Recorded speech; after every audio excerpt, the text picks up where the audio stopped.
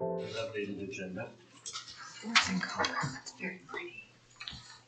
Thank you, kind sir. You're welcome. Thanks. Thank you, sir. Wow, it's Well, got that's nice. color.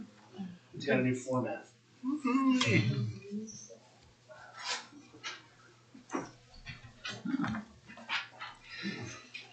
The tree did.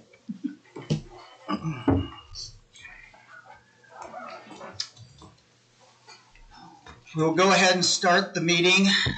It is 7 o'clock of the Whitley County BZA. We'll have roll call, please. Yes, sir. Jack Green. Here. Kelly Sheath. Here. Danny Wilkinson. Here. Joe Wolf. Here. Doug Wright. Here. The first thing on our agenda tonight is elections of officers for the 2025 year. We'll open the floor to nominations. I nominate Joe for president and Kelly for vice president. I'll second that.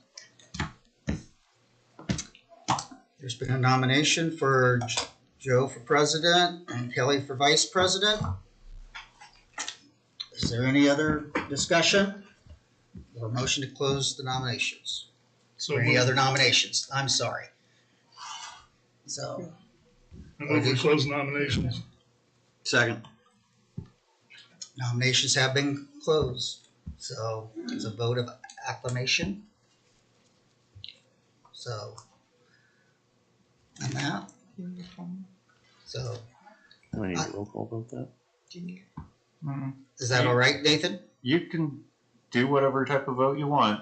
You can do roll call, you can do voice. Let's go ahead to a vote. All those in favor of the nominations, signify by raising your right hand. All those opposed, passes unanimously.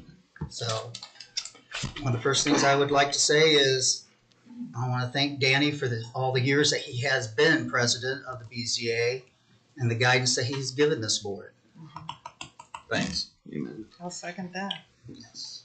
So, Do we need to vote on No, I just want to. Yeah.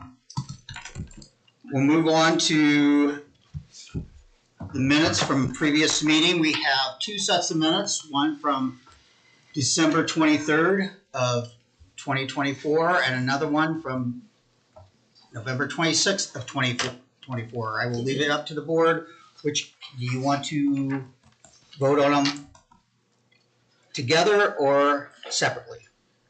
I move we approve both December 23rd and November 26th meetings as presented. Second. There's been a motion and a second. All those in favor signify by raising your right hand. All those opposed, it passes by unanimous decision. Right now, we will be giving an oath. If you have any idea that you are going to speak, whether it's as a petitioner, a question, somebody for or against a petition, You need to rise now, raise your right hand, and our counsel will administer the oath. Do you swear or affirm that any statements you make before the board tonight will be the truth? If so, state I do. You can be seated. All right. Seeing no old business, we'll move on to new business. The first item on the agenda is 25 W Variance 2 by Kyle and Alisha Mathewson.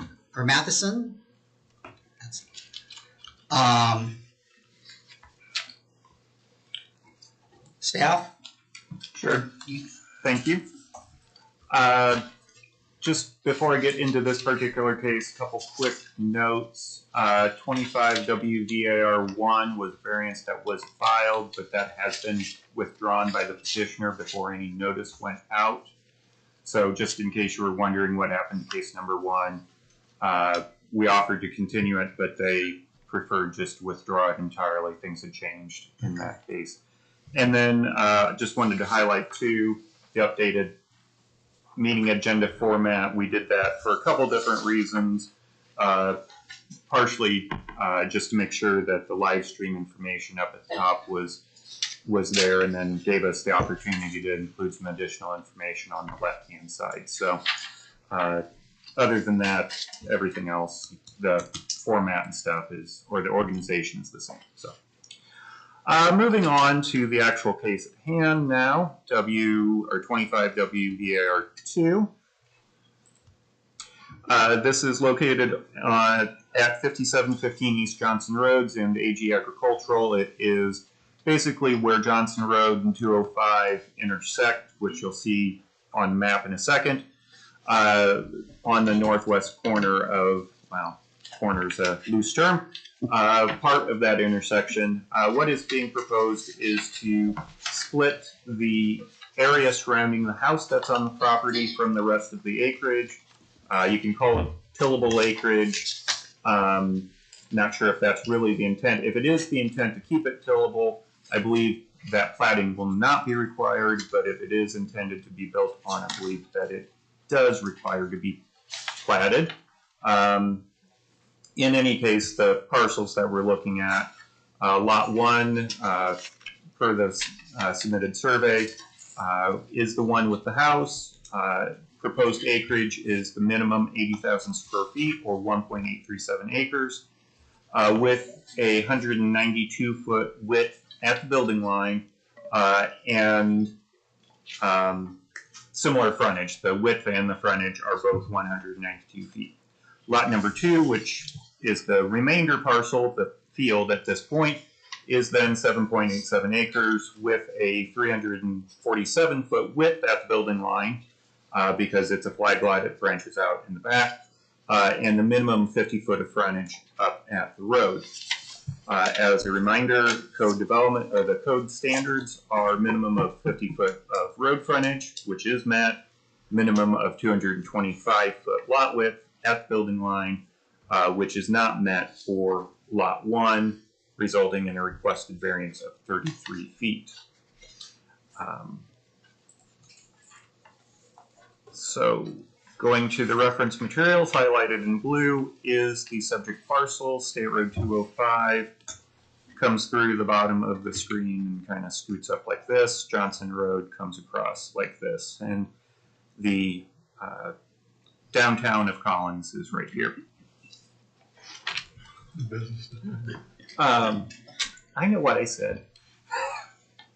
The aerial overlaid with the proposed lot split in red as submitted by the petitioner.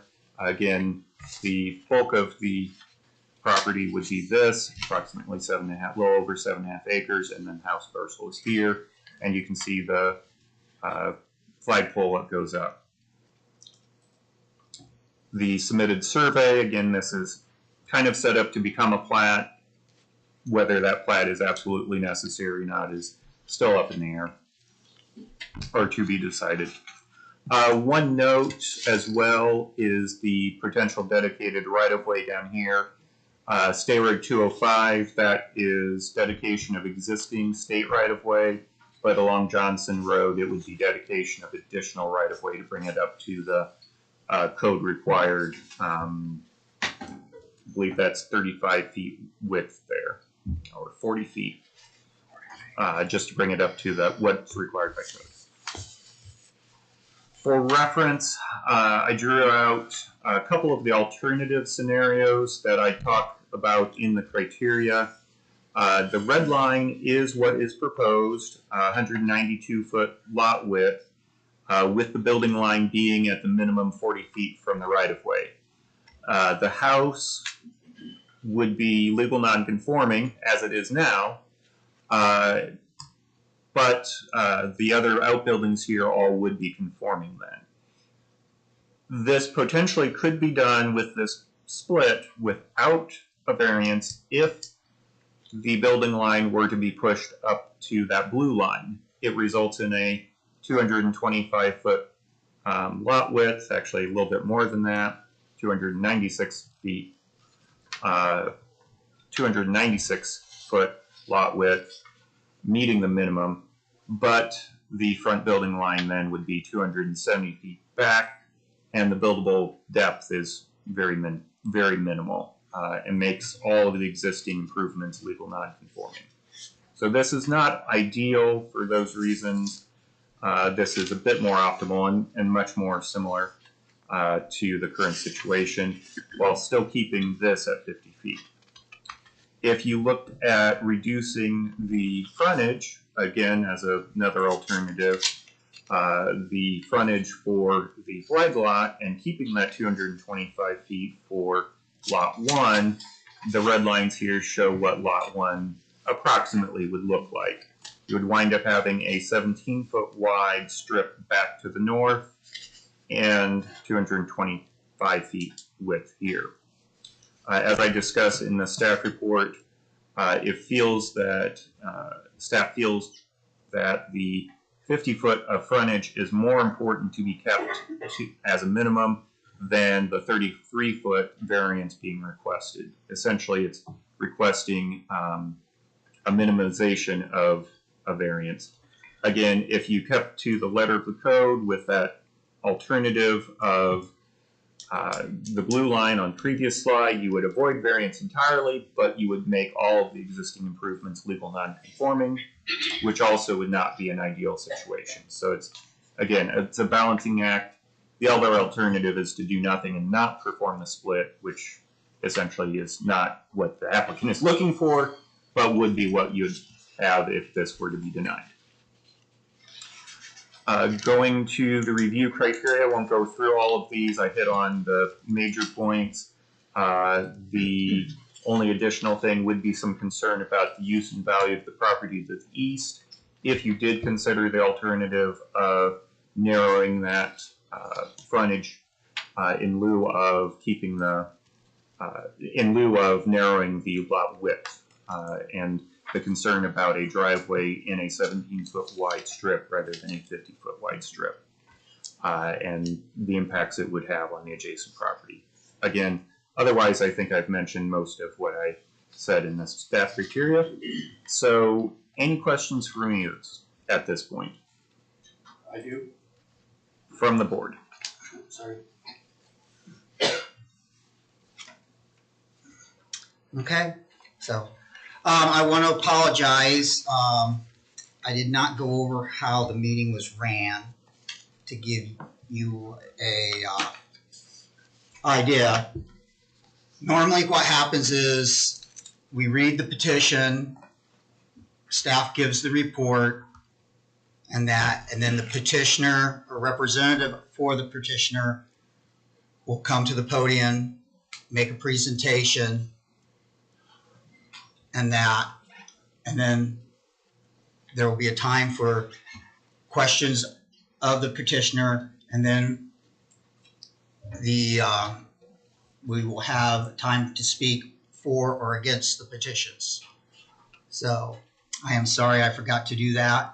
I apologize. Would the petitioner or representative for the petitioner please come to the podium, state your name and address, please, and tell us what you want to do. Oh, I like My name is Ryan Pepper. I'm with Walker and Associates Land Surveying at 112 West Van Buren Street in Columbia City.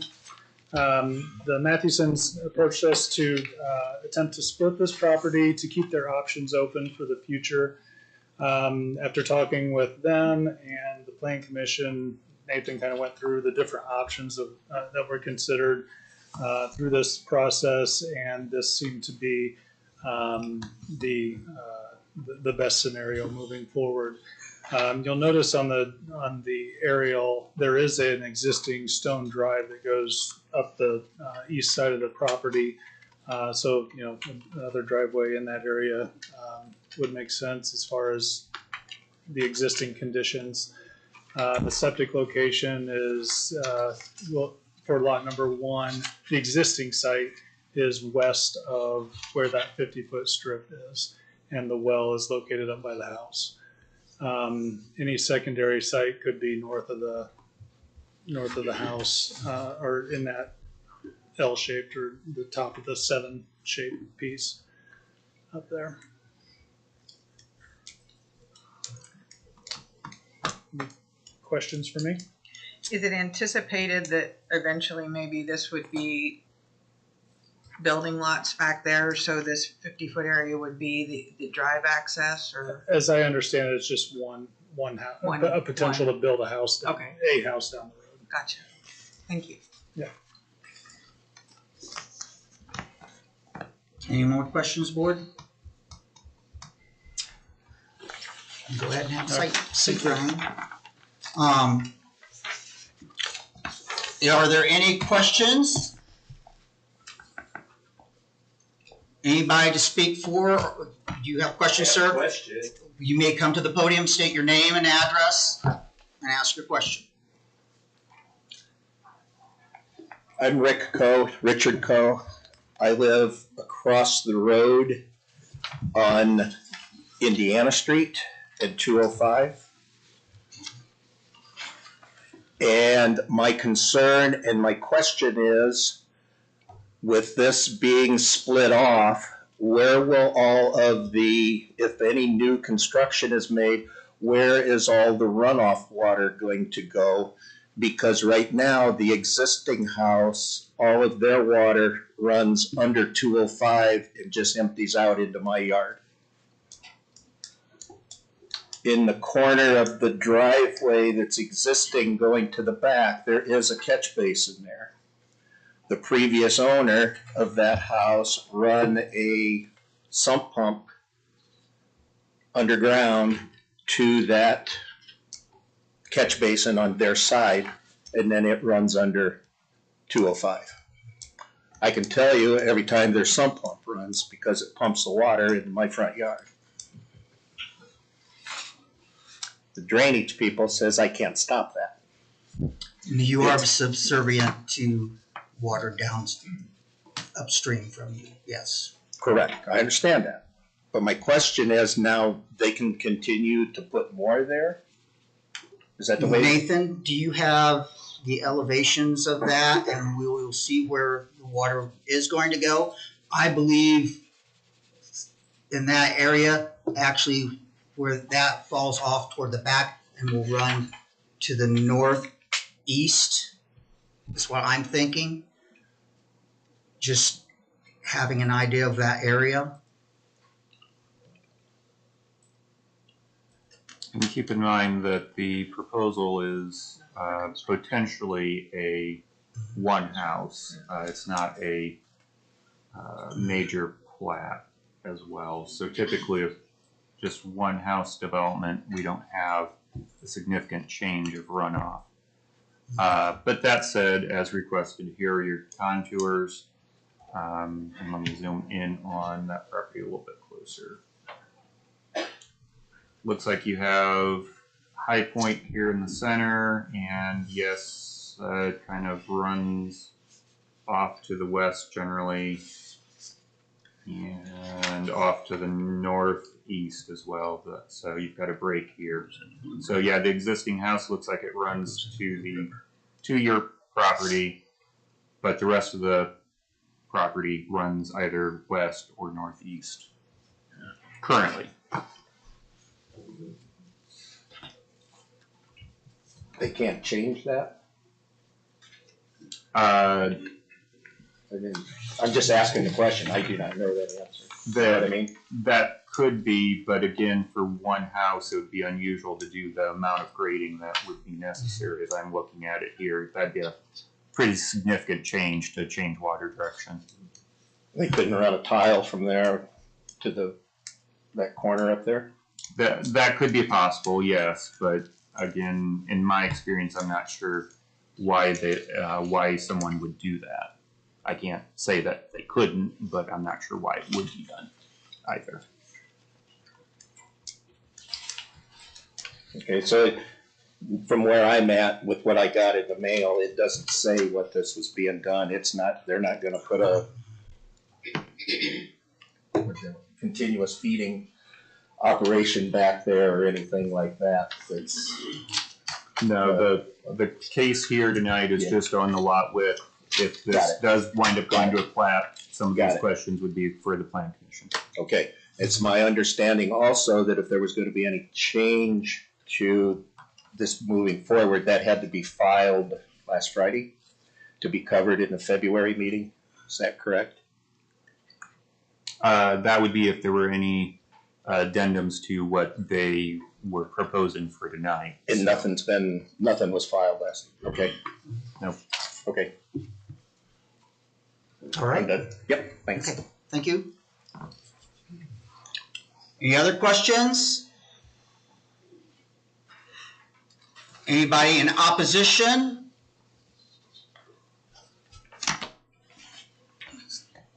Anybody for? Seeing no one, we will close the public hearing and bring it back to the board. What the board would like to do with it.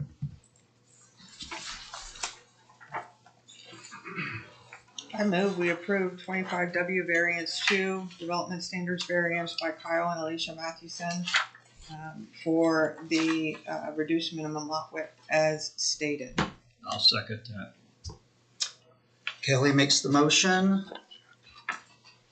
Yeah, makes the second to approve the variance. All those in favor? This is a variance, so we don't need a vote. You have a, Well, you already vote. have a motion. You do have a need motion, vote. so we can go on to a vote. So all those in favor signify by raising your right hand. All those opposed? It passes unanimously. So if you would like to leave, you may, or you can stay and enjoy the rest of the meeting with us. I guess I No, you stay. I'll exercise the first option. Thank you. Okay, now on to 25W Variance 3.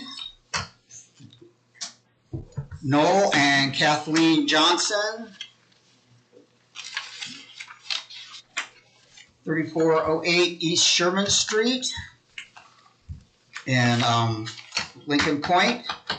The petitioner, owner of the subject property, is requesting a development standard variance for the encroachment into a required side setback and utility easement to allow for construction of a 3-season room addition. The property is located at 3408 East Sherman Street in Section 17 of Union Township. The parcel is Lot 67 of Lincoln Point, Section 3, platted in 2005, and is improved with a residence and a shed. Staff? Thank you, Mr. Chairman. So moving to the staff report. This is located in Lincoln Point.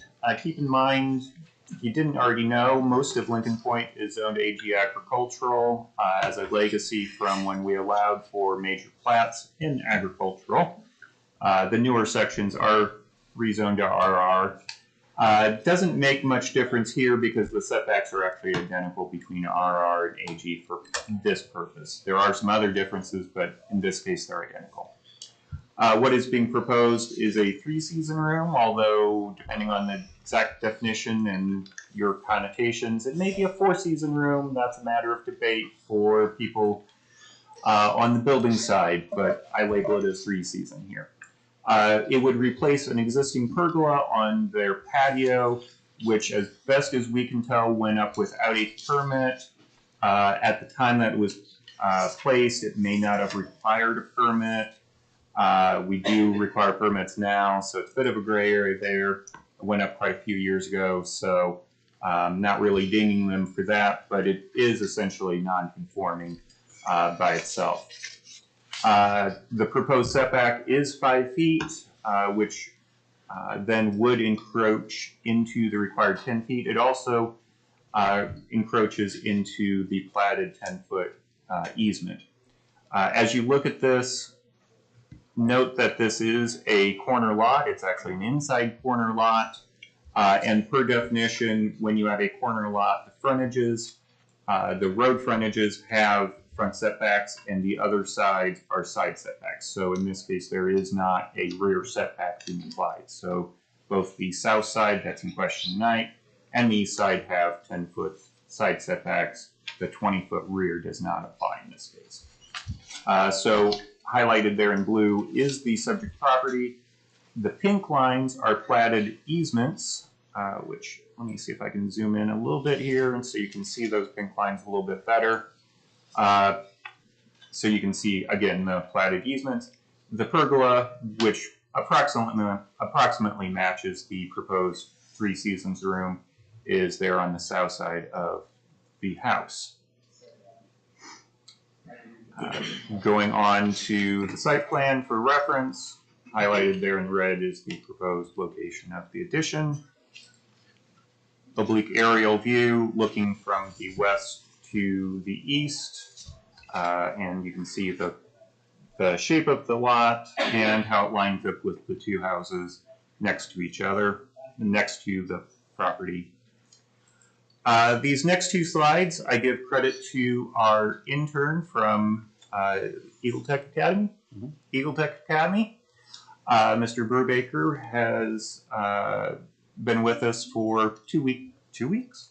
Just that. Yep. Just at 2 weeks now, and has interest in doing some architectural design. And I asked him if he could to do a couple renderings of what this looks like, just for reference.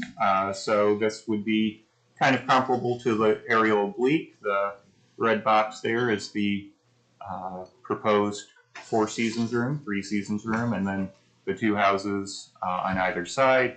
And then more of a street level view of what this addition would look like in relation to the nearest house, which is the one to the south there on the right side. So again, not something that you'll normally see here, but because it fit in with what our intern was interested in, I capitalized on the opportunity.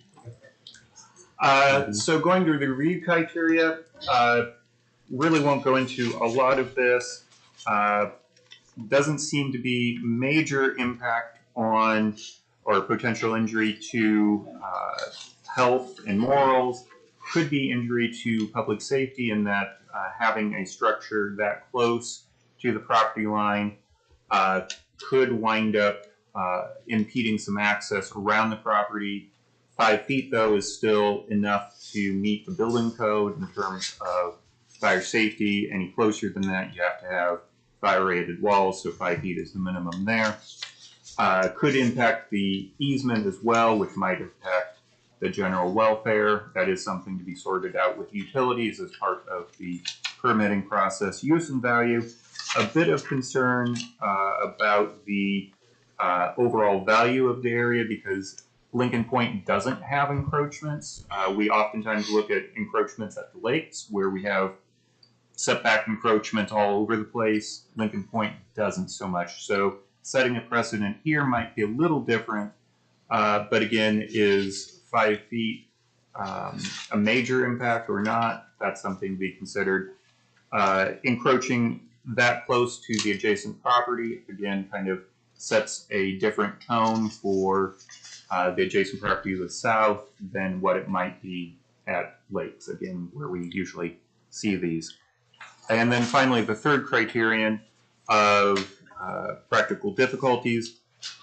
This is a inside corner lot that is very awkwardly shaped. There isn't a lot of room to do additions, even reasonable ones. Now, is that self-imposed? Probably not. That is a function of the location of the house, which I presume was dictated by the builder rather than the owners.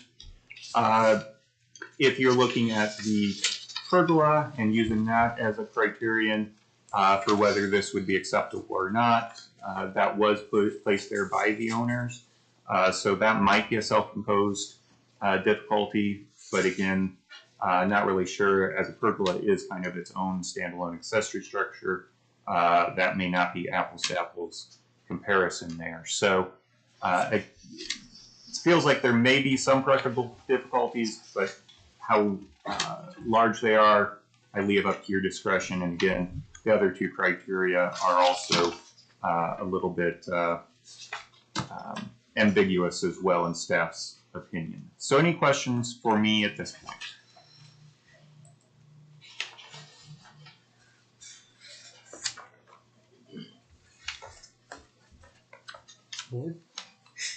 Seeing none, we'll go ahead.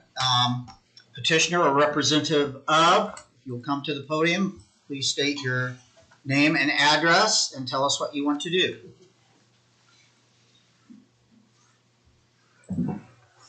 Noel and Kathlene Johnson, 3408 East Sherman Street, Lincoln Point, Columbia City. We'd like to put we'd like to screen on our patio, basically a 10 by 14 patio that's already existing. They will have to take the old patio out though, because it's got to have some kind of footing structure to put up, but it'll put back the same thing. And it's already existing, the patio. We just want to screen it in. We're getting older. We just like to get away from the bugs, but we still like the outdoors, and you know, get away from the elements a little bit. So we just want to put a 3 seasons room in. We do have an existing pergola, and that one thing about the new guy that he had stuff up there, it's exactly would be exactly that red one. That's exactly how it would look. It looks that way now, actually, just as a pergola, just now. 3 seasons room. There is, I would like to say, there is no utilities that goes in that way. Zero. They all come in the other way. They go down the side, all the way down, with the houses down this way, and then they go in this way. So ours is the last electric box. All the other utilities come in from the street. On the east side. Right, from the front of the house. So there'll still be a place for a truck or anything to go through there if they need to go through there. The only encroachment it would be is on our neighbor, which is right back here, Liz Deckard. And I don't have a problem with it, so. And she would not be able to get a variance. So once we establish a variance, she would not be able to get a variance. But her house is sitting the other way, and she's got 1/2 acre that she can go out to, where we only have less than 1/4 acre. So that's all I got to say. So what I'm hearing is the footprint's gonna stay the same. Yes, Okay. actually be less, because the pergola actually is on like this much on the outside of the concrete. It's not fully, you know, they put it, it's just wood. The big difference is the sunroom will be attached to the house, but the pergola is not attached to the house. It just has 4 structures that went up. It went up 10 years ago when we built the house. We didn't know we needed any kind of variance at that time. Nobody said nothing. We got it out of Fort Wayne from a show that we were at. So that's all we got to say. Any other questions, board?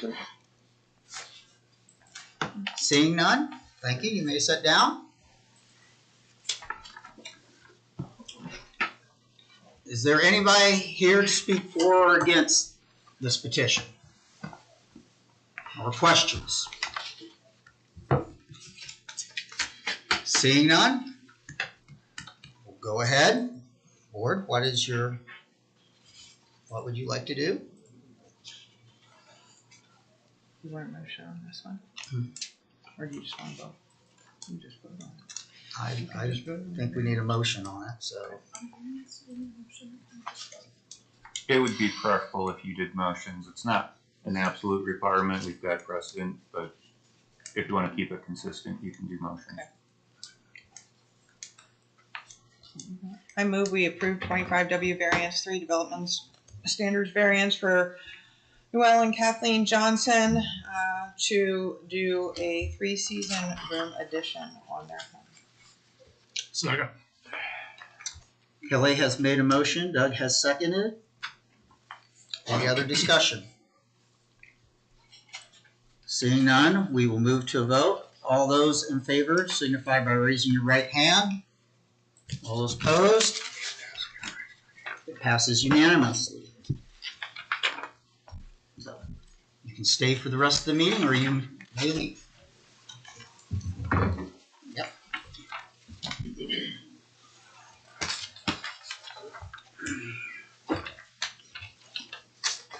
Okay, next on the agenda is 25 WSE1 by Kim and Alma Burelison, 3500 North Blue Lake Road. Petitioner and owner of the subject property is requesting a special exception approval for a secondary dwelling unit on the property located at 3500 North Blue Lake Road in Section 22 of Smith Township. The property is currently improved with a dwelling and outbuildings. Staff? Thank you, Mr. Chairman. So going to the slides. This is on Blue Lake Road, actually, not too far away from the first case tonight. Zoned AG agricultural, overall acreage is little over 3 acres. What is being requested is special exception for a secondary dwelling unit.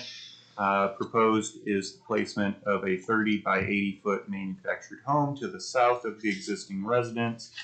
The applicant's mother would live in the new dwelling, mother and mother-in-law, as I understand it. Long-term, the existing residence on the property would be converted to a storage building or would otherwise be removed from being a dwelling unit. So going to reference materials, here outlined in blue is the subject property. The existing dwelling is in the northwest corner of the property here, and then you have a couple outbuildings on the rest of the property. Oblique view, just for reference, you can see the proximity of the two neighbors to the north and south in relation to the existing house. And then this is the proposed site plan. The white rectangle there in the middle is the proposed location of the manufactured home. I believe the health department has preliminarily signed off on the septic system. I do still keep the same suggested conditions that we have compliance with the recommendations of the health department, just as a standard condition. And then number 3, again, standard condition. So this is a pretty straightforward secondary dwelling unit case in my opinion. So any questions for me? Nathan, real quick, you mentioned that there might be change in use for storage or removal. Mm-hmm. Does that need to be in the condition, or is that something they can just can be done? That doesn't, unless you feel like there needs to be a time frame component. No, I we just wasn't sure. Yeah, we haven't made those as conditions generally. We have occasionally had reason to do so for various reasons, so you can if you want. But no, I just wanted them to be able to feel free to do, you know, if they wanted to change but not get in trouble if they were supposed to be doing something. Yeah, we do have mechanisms administratively to kind of have a check on it as part of the placement of the manufactured home. But there's multiple levels that if you need to. Thank you. Mm-hmm. Board, any other questions, Nathan? Okay, seeing none, petitioner or representative of, you please come to the podium, state your name and address, and tell us what you want to do.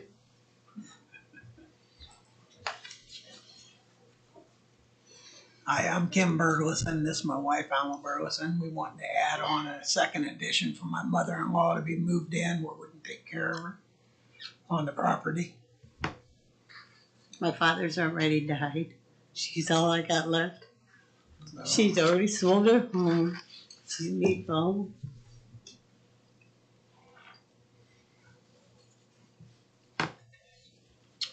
Board, any questions of the petitioner? Okay, seeing none, you may have a seat. Thank you. Is there anybody here to speak for or against this petition? Any questions? Seeing none, we will close the public hearing on it and it will return to the board for the board's favor. Nathan, can I ask a quick question? I know the last one we had a motion on, and it was a regular variance. I thought we were, with anything with conditions, we need to have a motion on, correct? Correct. Anytime there is, with variances, it's the only time that you don't need to have a motion is with a variance, because a variance is effectively either as presented, yay or nay. It's either or. Anytime you have a motion, or if there's any time that you have a gray area, or excuse me, anytime you have conditions, or anytime there's a gray area, so anytime you have a motion, you need to have a motion. Okay. So it's better to err on that side than to do a up or down vote. Okay, thank you. So, board, any questions for that? If not, we'll move on. We need a motion. I'll make a motion, we approve 25 WSE1 on Blue Lake, 3500 North Blue Lake Road. Including the conditions? Yeah, let's see. I'm sorry. Suggested condition. With the three conditions? Yeah, I think maybe with the special exceptions. Yeah. 1 through 3 there. Okay. I'll second. Okay, Jack has made a motion. Doug has seconded. I am sorry, I left out the conditions. The conditions of the special exception is the special exception is granted as presented, compliance with the recommendations of the health department, number 2. Number 3, in addition to the requirements of the zoning board definition of secondary dwelling, the dwelling shall not be used as an income producing rental unit.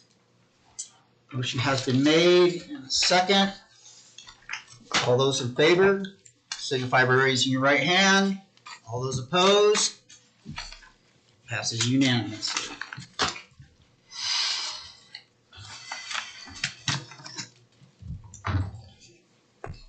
Thank you. You may stay or you may go.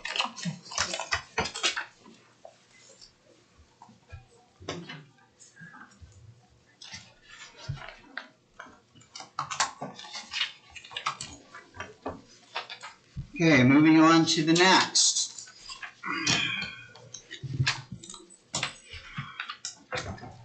Is 25 WSE 2, Adam and Sarah Poorman. Petitioner is requesting a special exception approval for a banquet hall.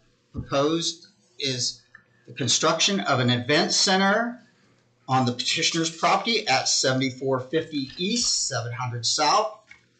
The current use of the property is for a residence and accessory use. The event center would be in conjunction with this. Staff? Thank you again, Mr. Chairman. So as we go to the screen, this is on 700 South between 700 East and 800 East. The Plan Commission considered a rezoning request by the petitioner last month, was approved by the county commissioners earlier this month. As of earlier today, it was still pending, but I believe they have finalized that now. So this is actually now village commercial for the overall 10 acres. The request is special exception for banquet hall, even though this is zoned village commercial. Banquet halls, or event center is the more modern term, are still special exceptions. So that's why we're here tonight. The proposal is to construct the commercial event center. Exact plans are still pending, but the stated total area is approximately 8,000 square feet with a maximum capacity of approximately 300 guests per event. Petitioner has submitted that they would limit events to, they would have up to 2 events per week or 8 per month with a goal of 60 per year. The math doesn't quite work out that way. That's why you have an up to 2 events per week with a goal being 60 per year. They're very successful and may go beyond that. Also included would be a parking area for 120 to 150 spaces. There is staff's comments about the required number of spaces in the written staff report.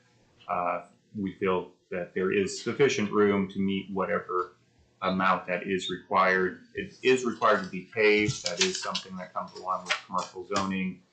If this was allowed under AG, for example, pavement is not required for agriculture, but when you switch to commercial, it is. The petitioner did make some zoning commitments as part of the rezoning. That includes limitations on land uses, which doesn't really affect you guys tonight. This does need to be connected to sewer. The intention is to run a sewer line from existing public sewer at 800 East. There's a couple different locations that they've been told could be connected into. To this location, it's intended to be a private line. That's still tentative, but that is the intention. Another commitment was to make improvements to 700 South, work with the highway department and county engineer on exactly what those improvements are, but to address the issues that may be stemming from this being an event center. And then finally, there was a lot of talk at the Plan Commission meeting about existing private tile that's on the property, making sure that it is perpetuated and drainage conditions aren't worsened as part of this. So that too was a commitment. And so I'm not suggesting that conditions tonight echo that. If you feel like you would like to, just for consistency and reinforcement, you can. I didn't include that in my suggested conditions when we get to that point. Also, as I looked over the written staff report, I do want to note that the petitioner did make clear that there would be no open to the public events. For example, festivals, festivals, markets, food truck events, something like that, just to distinguish this use from one of the other centers that we have in the county that does have that and has a pretty strong attraction with that, but that does become problematic with parking, for example. So they've made that comment as well. So going to the slides and reference materials highlighted in blue is the subject property. You'll note that 700 South is a gravel road. There are, I believe, 6 houses on the road, and then the one at 800 East fronts on both 700 South and 800 East, so 6.5. Closer view of the property specifically. The petitioner does plan to continue to reside on the property, even with the event center being here. There would be a separate entrance for the home from the event center, and this is the submitted preliminary site plan, illustrative site plan. This would still, if this is approved, development plan review and approval is still required. being commercial, so that would be the stage that a lot of the technical details would be sorted out, including exact setbacks, any buffering requirements, drainage, and so on. So this is still illustrative. Going to the suggested conditions, the review criteria, again, I'm not going to go over in great detail, but generally speaking, on the review criteria, let me just skip to that. The biggest one, I believe, is the effects on the road and making sure that the vehicular access is appropriate. And importantly, the criterion says to minimize traffic congestion. If you have 300 guests, that's 100 and some vehicles potentially per event. Likely there would be at least a period of traffic congestion, but whether that's significant enough, because the overall existing traffic volumes are pretty low on this road, for better or worse, whether that actually would have a significant impact is something to take into consideration. Otherwise, the siting, the aesthetics, and so on, this is proposed to be a barn-like structure, so it would fit into, in staff's opinion, would fit into the overall area, which is rural visually, and have generally the same character from that aspect. The parking lot would be commercial, and as I look at and go over the suggested conditions, that is one thing, is to screen the parking lot perhaps more than what is the minimum required, and because of the difference of the parking lot from the surrounding area. So going through the suggested conditions in more detail, number one is a moot point because the village commercial zoning is now in effect. Number two is our relatively standard condition that it is as presented and per the site plan, noting that, however, that since we have a development plan stage, there will be refinements made as part of that. So if there are changes to the site plan as part of the development plan, that should be expected and would be acceptable. Number three, sometimes we include this and sometimes we don't. I'm suggesting in this case it's important, and that is that the special exception be limited only to the petitioner and not transferable without board's reapproval. And that's important to reassure that any future owner would have the same operations and anything else that you deem important going forward. Number four is one that we've used before with other event centers, that noise would be limited to 50 decibels at adjacent residences, and that's a standard that's pretty common. Number five is where I mentioned the buffering along the parking, in particular the buffering of section 5.6A, which is our existing buffering requirements. The landscaping typically only applies to industrial areas, not commercial, but I'm suggesting using that standard to apply it here on the west side and the north sides where adjacent to the proposed use, essentially to screen the parking area. And then on the west side, you do have an adjacent residence as well. Number six, a reaffirmation that parking will be paved and comply with the requirements of the parking code. Number seven, again, a reaffirmation that no outdoor storage is permitted. If there is a dumpster or other refuse container, external refuse container would be enclosed with an opaque screen. That's a pretty standard thing that we have in most approvals. Number eight, also reaffirmation of the sign code. Number nine, any lighting on the property, exterior lighting on the property would be oriented and or shielded to prevent light spillage and glare onto adjacent residential areas and or the public rights of way. The zoning commitments would be confirmed during development plan review. Again, if you wanted to add those as reaffirmation here, you could. They are recorded and do stand alone if you don't include them here.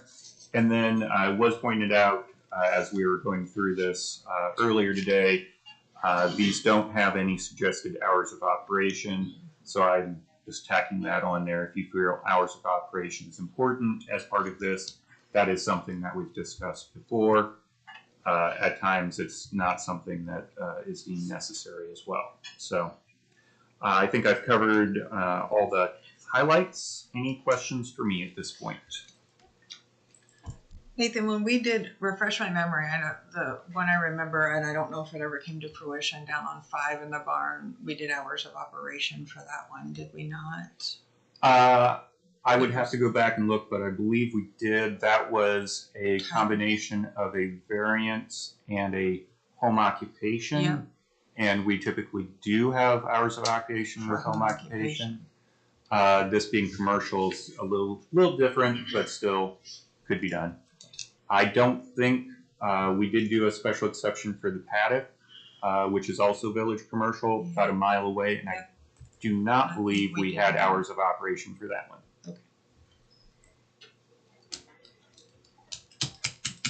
Anything else, board? Petitioner or representative of, please come state your name and address and tell us about your project. Thanks. Good evening, everyone. My name is Adam Poorman. I'm here with my wife, Sarah. We are 7450 East 700 South in Columbia City, Jefferson Township. We are the petitioners for the project. Thanks to you guys again for a thorough staff report. Very well done. Really appreciate all the work you guys do on that. It's a lot of work, so I appreciate that. And thanks again to the committee for taking the time this evening. Looking forward to any discussion you guys like to have. Appreciate all the work you guys do as it relates to this as well. So apologies in advance for anybody that serves on this committee that was also on the Plan Commission committee. There's a couple things that I wanted to cover just briefly that may be redundant that I covered in that previous meeting. So apologies in advance for that, but I thought they would be contextually appropriate to understand at least some of the reasons for the project that my wife and I are proposing. So the first topic that I'll talk about is really just briefly the why. We're not represented by any corporate entity or sponsors or anything like that or angel investors. This is just something that my wife and I have been wanting to do for a long time. We've lived on the property for almost 11 years. We moved in 2014. We also got married in 2015, and we had our wedding and our reception on the property, and it was just an amazing experience. We loved it. We loved every minute of it. We loved setting it up. We loved hosting and entertaining. We just have a genuine love for that. So that's really kind of where this idea was born at our wedding, and really taking a run at doing something that we enjoy and love, and trying to do it within a community that we also love as well. So have a thorough love for Whitley County and our surrounding community members, and we would also love to do our part within the community in promoting the betterment and the progress of Whitley County. And no better way at least for us to do that in terms of an alignment with the dream of ours that we've had, and showcase the values of the rural agricultural community of Whitley County and utilize our space as a backdrop for other special events. So that's really the why behind why we want to do it. It's just been a dream of ours for a long time, and we figured we would take a run at trying to make it a reality for us. The next topic I wanted to talk about was some of the considerations and provisions, commitments that I've made as a matter of public record for trying to minimize as much community impact as possible as it relates to the project. As Nathan stated in the staff report, my wife and I are full-time residents on the property. We're going to remain that way.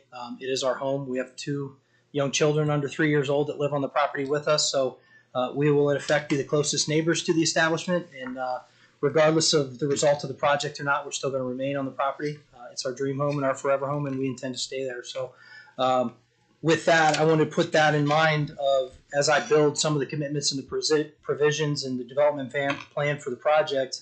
I wanted to put myself in the shoes of the surrounding community members, the adjacent neighbors, property owners, to make sure that I'm thinking through everything as appropriately as possible to make sure that I'm minimizing the impact and addressing and mitigating any concerns that they may have as adjacent property owners. So the first and foremost, some of these things were already covered, so I'm not going to talk a ton about it, and I want to be respectful of your time. But the first thing that I would be concerned about as an adjacent property owner would be noise.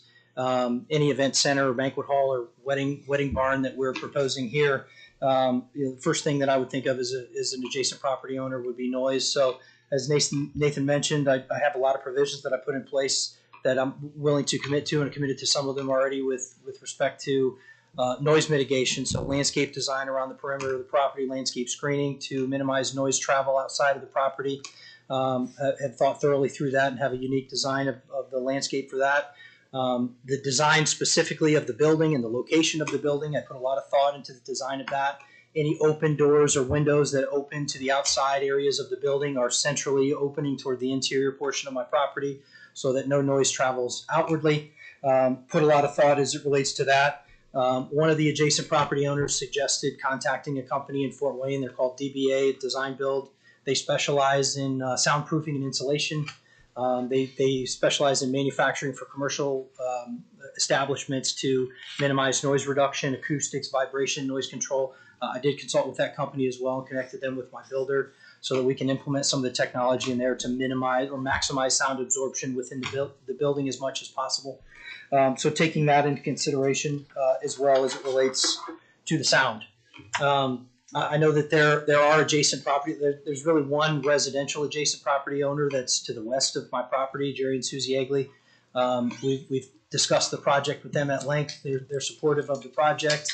And everybody else that's around the property doesn't have a residential adjacency to the property. They're a property or two over. But even that, with the distance that those neighbors are away from us, the closest neighbor is roughly 600 feet from the property site, from the building site, which is about 2 football fields. So, I've watched a lot of these different plan commission meetings where people come up here and make arguments that they're far enough away they don't need to make noise provisions.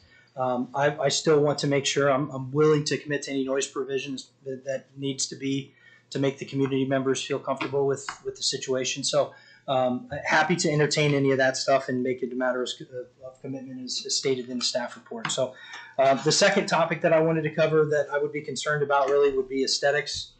Did a thorough review of the county comprehensive plan in the future characteristics map for the area. I want to make sure that I'm fully aligned with what the desire of the county is and what the long-term plan is of the county. Recently, the county was rezoned to mixed rural in that area in Jefferson Township, which is Nathan stated in the Plan Commission meeting. It is to be expected that some commercial activity would be developed in those areas as long as it fits in aesthetically with the rural look and feel of the community. So as it relates to the design of the building, the design of the landscape, the positioning, I wanted to make sure that all of those things fully fit in with the aesthetics of the community. So as you drive by it, it still looks and feels like a rural community, similar to like a Joseph DeQuees type of property, agricultural fencing and landscaping with a barn style building, etc. The next two things I won't talk about very thoroughly, but because they were covered so thoroughly in the Plan Commission meeting as well as the Commissioner's certification last week. One is drainage. Already made a lot of formalized commitments that were certified and written into record as it relates to private drainage tiles, hooking up to a sewer system as opposed to a septic. So drainage was thoroughly discussed. The one property owner that is on 2.5 sides of me, Mike and Doris Stierheimer, they don't care what we do with the property in terms of the use of the property. They just want to make sure their drain is taken care of. And so I formally committed to that as well. It's a private drain, so it's not on record with the county. So we're going to have to do some digging around and find out where it's at. But we committed to meeting up in the spring and finding out where that's at. So drainage was thoroughly discussed in the previous 2 meetings. Don't want to waste any more of your time talking about those unless, of course, you want to talk about it. The next thing is the road construction. Again, a couple of you were in the Plan Commission meeting. Thoroughly discussed the road for probably close to an hour in the Plan Commission meeting and made a lot of commitments in terms of the nature of the road. So I think that was fully discussed and covered in that meeting as well. The one thing that I will correct on the road, or not the road, but the number of events. So 2 to 4 events, 8 events per month. That's event businesses are very seasonal. Wedding events are very seasonal. So from the time period of like November through April, there's going to be very few events with respect to the weather, obviously. But then from May through November or October, there'll be more. So that's where that average comes from, and that's how the math gets to around 60 events a year is what I'm projecting. So with 60 events in a year, that's less than 20% of the days in a year. We covered that thoroughly on with respect to the road. With respect to any other approved use that I would have on the property as it relates to village commercial, a 60 events in a year banquet center would probably be the lowest impact to the road possible as it relates to commercial activity on the road. So just wanted to make those clarifications as it relates to the roadway.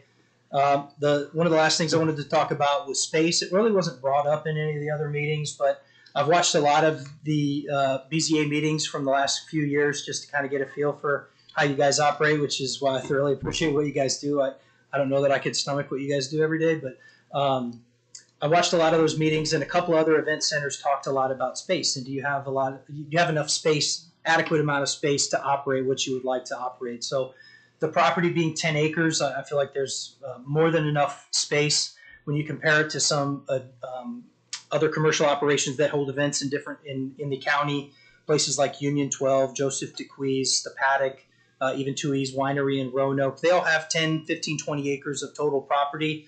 But if you do an area snap of the acreage of where all their commercial activity is on, it's all within 4 acres. So that includes the whole parking area, the drives, all of the buildings, all the outside activity. It's all in a 4-acre area of space. So 10 acres of property on this subset of land, I think, is more than enough space. I wanted to make fully sure that I had plenty of parking. There's nothing more frustrating than going to an event space where there's not enough parking, people parking on the road, down in neighbors' properties, turning around in neighbors' driveways. I didn't want any of that. That's why I had a plan to make more than enough spaces as required by the code. I think 75 spaces are the requirement by the code based on the size of the building and the number of guests. So a plan to have 150 spaces, and if for whatever reason the building or the activity gets larger, have plenty of room to make the parking area larger if necessary as well, to make sure that there's no impact on the road. So with that, those are some of the discussions I wanted to make for as it relates to space. Again, certainly appreciate the any concerns that any of the adjoining property owners may have as it relates to the activity, but wanted to reiterate that we are pretty well insulated. We're pretty far away. The closest neighbor, as I said, is right there. It's 200 yards away from us, from the property or from the building site. Just wanted to make sure that I'm taking into consideration everything that I can think about as it relates to concerns from the adjoining property community. So in closing for me, I'll turn it over to you guys. Just wanted to summarize, completely aligned with what Nathan suggested in the staff report over the last couple of meetings. Mixed rural, as it states in the comprehensive plan, in the mixed rural area, it does seem to be an acceptable and appropriate use of the property as suggested in the county comprehensive plan and the code. And more than happy to entertain any additional commitments that I haven't talked about with you or any of the adjoining property owners, to make address to the petition. So with that, I'll turn it over. Thank you so much for the time and answer any questions you guys may have. Board, any questions of the petitioner? I do have a follow-up to Kelly. I did look up the approvals for both Leibarger's, which is what you were referring to, and Shelton, which is now the Paddock. And I was mistaken, the Paddock did include hours of operations, so that is for them. And as you might recall, these were both kind of tailored to their own business models. So, but for the Paddock, it was from the latest would be shutting down at 10 p.m. Sunday through Wednesday and 11:30 p.m. on Thursday through Saturday. The opening hours were left unstated, so the importance would be when you shut down. For Leibarger's, the hours were Friday from noon to 10 p.m., Saturday from 8 a.m. to 11 p.m., and Sunday 8 to 5 p.m. Those, again, very much tailored to them. And on this one, it was music would be stopped no later than 10 p.m. So. Thank you. Mm-hmm. Adam, what is kind of your estimated time? I mean, there's a lot here to embark on this. Yeah. What's kind of your time frame? Of the hours of operation, you mean? No, for the whole project. I mean, we're talking road, septic, everything else, and in your vision. Sure. Yeah. When we originally submitted the original petition from December, an ideal opening time frame would be fall of this year. Not 100% sure that will be possible or not, but the builder and surveyors thought that was a reasonable time frame to shoot for. 8 months roughly for a project build period of time. But again, with the additional consulting of the road and all that stuff like that, I'm not 100% sure if that would be able to fall in that timeline, but that was the original time period, would be fall of this year. Yeah. Good question. Nobody's Thank asked me that yet. Yeah.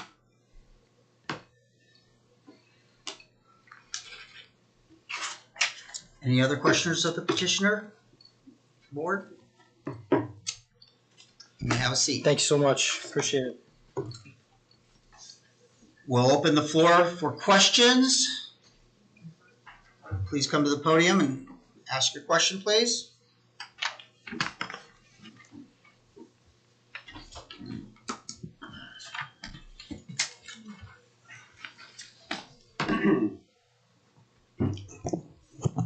My name is Eric Helfrich. I live in 9020 E375 North in Churubusco.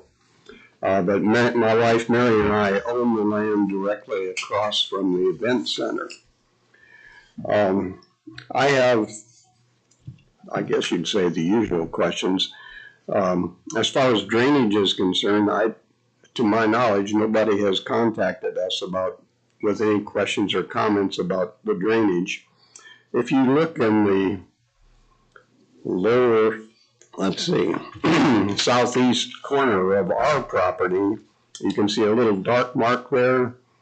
That's a private, I think it's a private drain.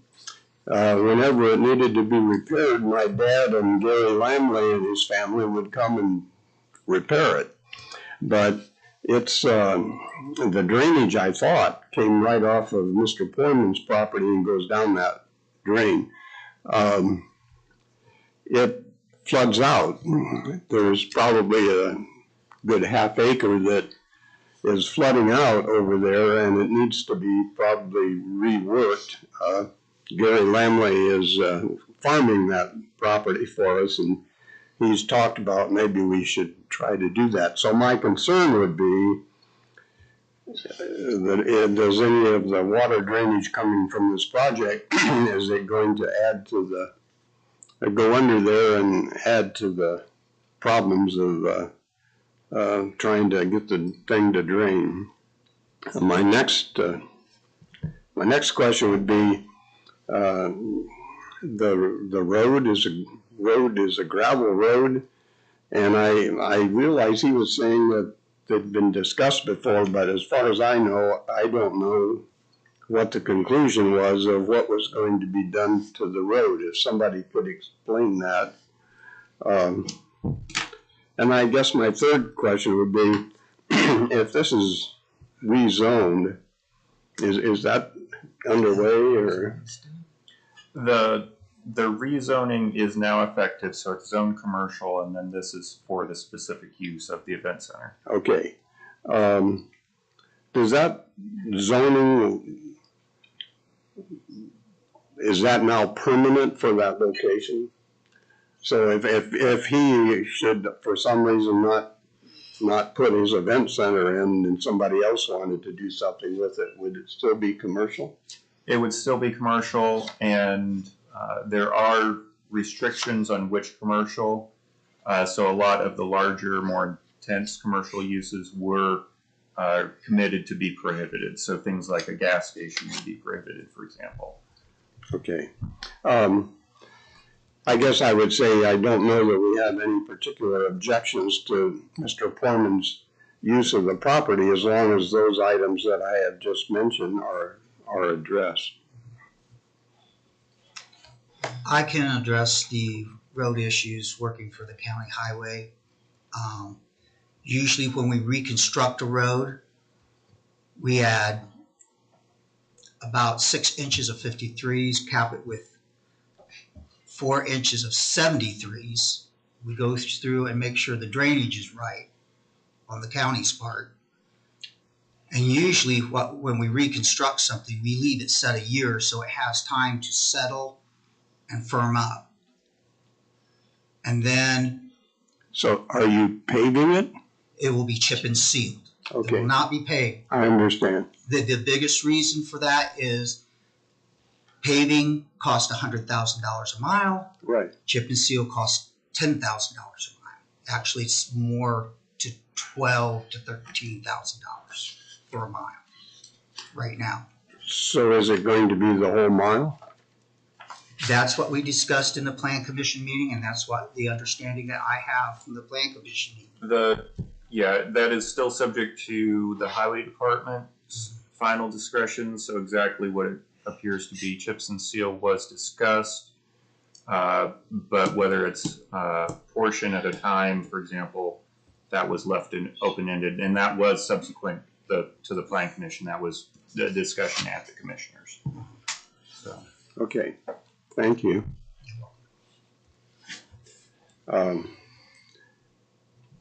Who do we talk to about the drainage?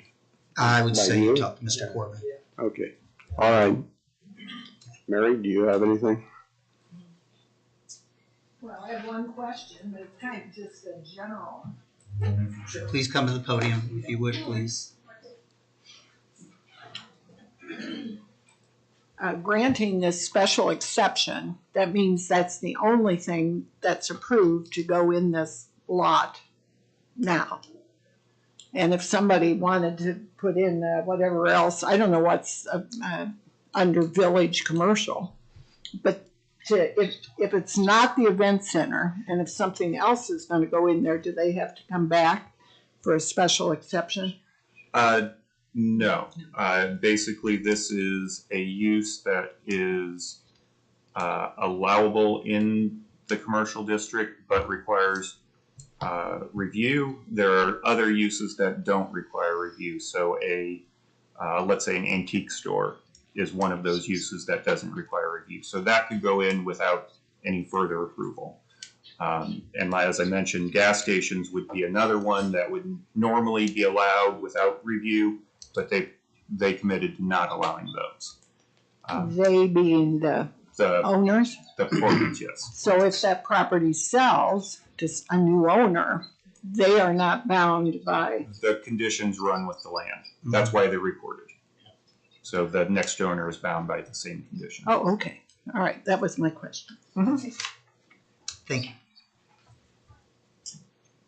Sure, if you got something else, come on up. No, I don't have anything else. I just wanted to address the questions that he had. So I believe how it's written in the Plan Commission commitment to address private tiles.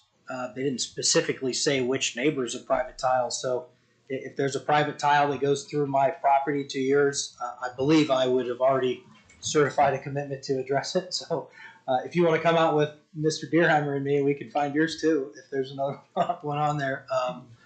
But there was also discussion about the drainage in the Plan Commission meeting, and I did confirm in the Plan Commission meeting that as part of the build plan, and maybe we would discuss in the development plan, but all of all the water runoff that would come as it relates to drainage or any additional runoff that would come as a result of the project would be controlled on the pond on site and controlled through a drainage weir that goes to the northeast. So yeah, happy to address the drainage with you as well. And I believe it's already covered in the private tile commitment on the Plan Commission. We'd have to get Jerry Landlord out there to show us Yeah, exactly where it is. Gary comes over a couple times a year, so we'll have him tell us what it's all to. All right. Any other questions? Hi, I'm Travis Weagold, 7620 East, 700 South. So I am the nearest residence to the east. Just a couple things that I'd appreciate just some additional clarification around.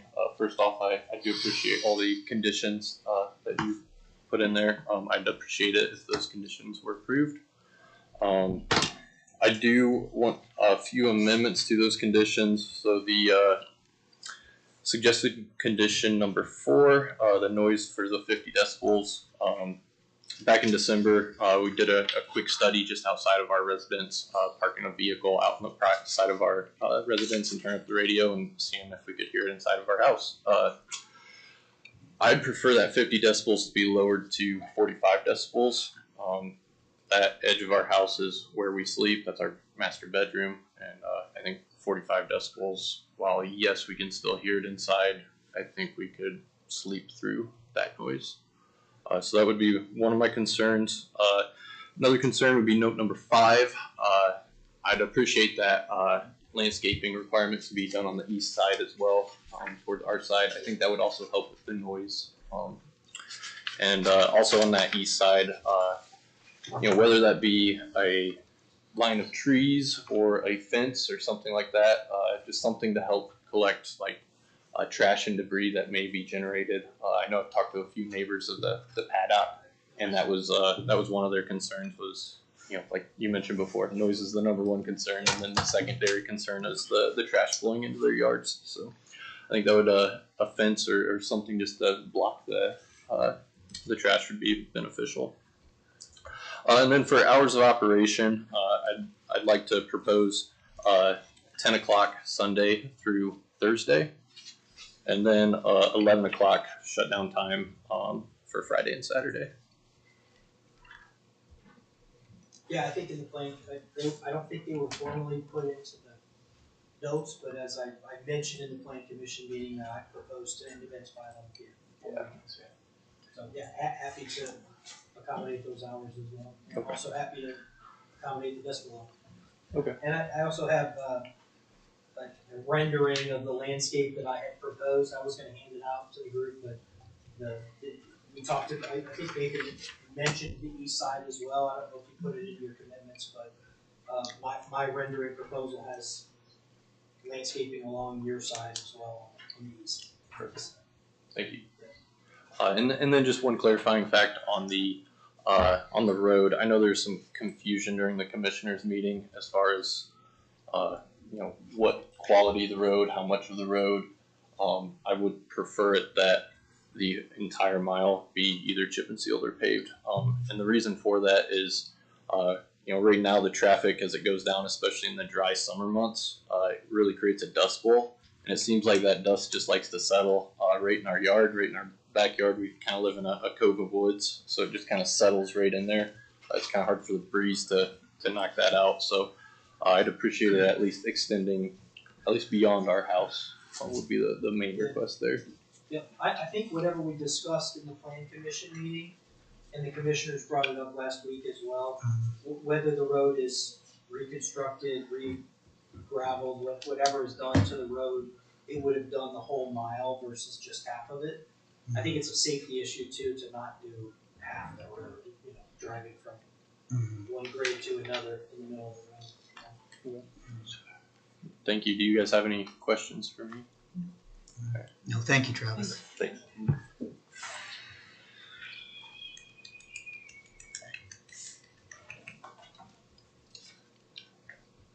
Sonia? Hi. Good evening. Sonia Emmerich, 5865 East State Road 14, Columbia City. I am also an adjacent landowner to the property, and I just have some concerns that I would like you to consider for conditions also. The Poormans seem very open and willing to accept conditions, and I feel that they are valid and needed. As Travis and Helfrichs have mentioned, our quiet little corner of town with a dirt road is, going to have a large VC zoning now. Some of the things that I feel need to be tightened up is there's a lot of wiggle room. Nathan just mentioned, I believe, that the conditions from the planning commission could be reiterated by you guys, but didn't have to be. But there's a lot of wiggle room in those. I would appreciate if you guys would take the planning commitments and reiterate them to whatever standards you feel they should be, which is the road, the drainage, and what were the other? The third one would be the sewer, and then the fourth sewer would be uses.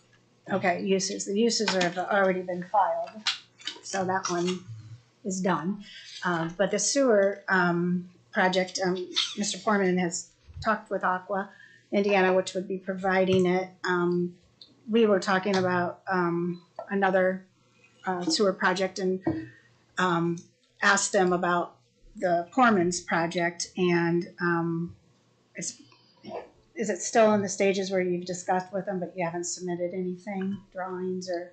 Correct. Or yeah. set, I so. spoke with Sarah and Aqua, and so they did a image look of my property and determined where the access points were and found access points in Allen County. But that was a preliminary, you know, we could do a force main from your property to this connection, and that's what they quoted us. So, but no, a full site plan is not. They did quote you? They did quote me. Quote you how much? $1. Okay. Sarah told us they haven't gotten any designs, and that's, you Yeah, know. they quoted me based on how much the pumps would cost on the property and how far my property is from their connection. Okay. So All right. It's 3,500 feet and not the pump on my property. But like them, I'm also thinking that if we could have the sewer and the roads done before the project actually starts, because this is a lot of work and it's a lot of money, and we don't know when the highway department would have time, or if they have time, or if they will be putting it on their schedule. Same with Aqua. It'd be a private line, but you still have to work with them and get drawings and stuff approved and submitted. So that would be a condition that I'd like reiterated, and when these projects start. Also on the road, I listened to the commissioners meeting also, and I was at the planning committee meeting. And there was a lot of talk about the road and the type of road that we put in. We had the privilege of having our highway department supervisor and our drainage department supervisor were both at the planning committee meeting as they spoke, and they spoke afterwards. And I would appreciate if you guys would solidify that all the road things are to their specs and to the highway department standards, because the taxpayers are the ones that are going to be paying to continually upgrade that road if it's not done and done right. And that will be on all of us as taxpayers in the county, not just Mr. Poorman and his wife. So the roads are important, and I believe in this commissioners meeting I heard asphalt talked about a lot. I did. So then also the landscaping, I had the same concerns on the east side too. Also in the part where the petitioner stated that they would hold about 2 events and all that, he reiterated that. Nathan brought up the fact that it has to be invitation or scheduling, and that there would be no food trucks. But I was wondering if we could get that in the conditions so that we can read it, see it, and have it, because a lot of things get lost in the wash. Also, if you invite people on social media, is that an invitation? And I'm doing this based on the other facilities in the area in our county, and some of the things that snag on them.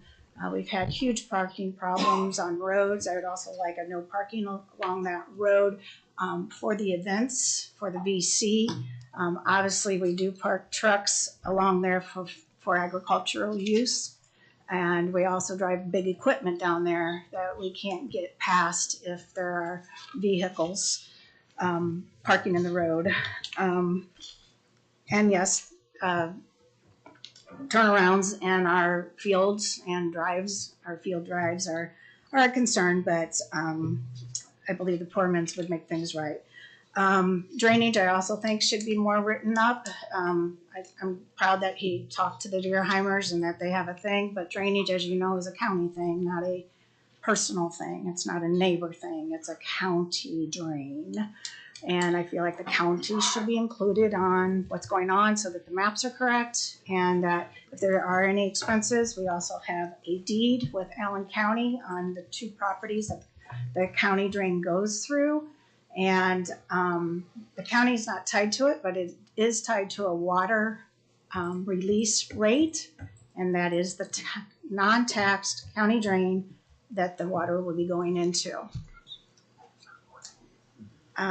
So we just would like conditions and consideration for the expenses, for people to look over those commitments, whether it be attorney fees or whether it be how is the best way, who's going to draw this up. It needs to be professionally drawn up, not some pencil papers done, and how it's going to be handled.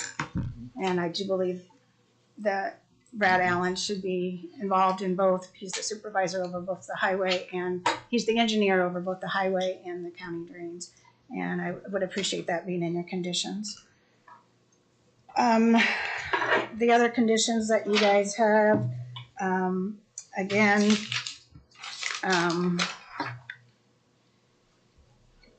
with the size of facility, the parking, I did the math and I got 160 parking spots would be needed for 8,000 square feet at 50 square feet a person. But yeah, you can do the math better than me, so go ahead.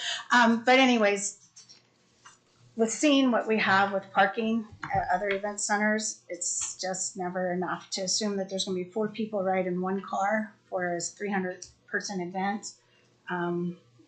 It seems thin. Plus, Nathan did bring up the fact that doesn't include employees, which would be caterers, bands, trucks, that the caterers would drive, and the parking for the band and whatever DJ, whoever's there. So I would appreciate consideration on more parking and than the minimum.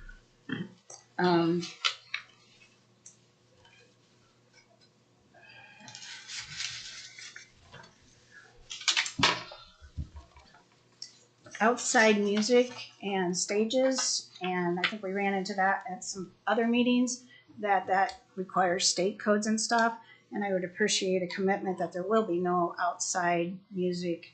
I noticed in the latest rendering of the buildings too, they have garage doors that can go up on some sides. I don't know if that's to be open air, outside seating, outside patios, and if we're really concerned about noise, I would suggest that we don't have outside open air bands and DJs with loud noises. And that the event center events are inside the event center.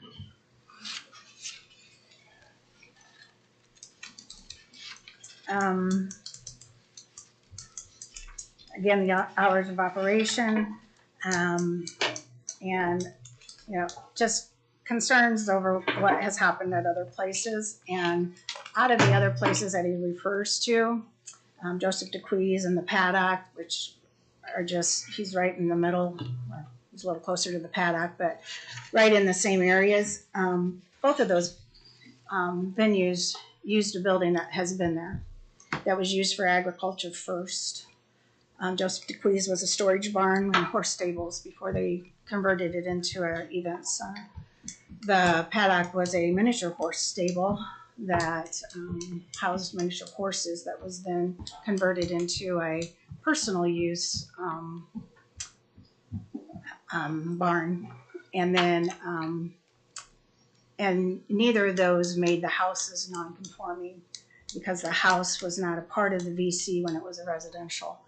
And then when it went VC, they moved the house from residential to VC because it's being used as part of the property for the event center. It's not non-conforming or anything.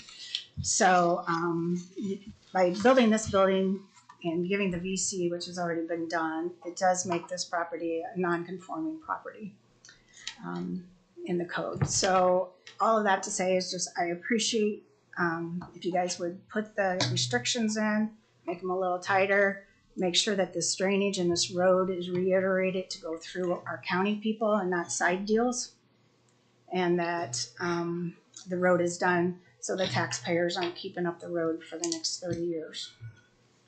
Thank you for your time.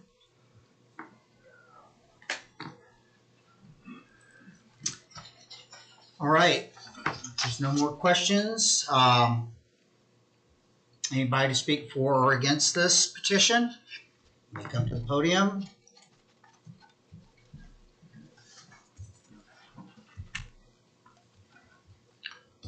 Seeing no one, we will close the public hearing and give it back to the board.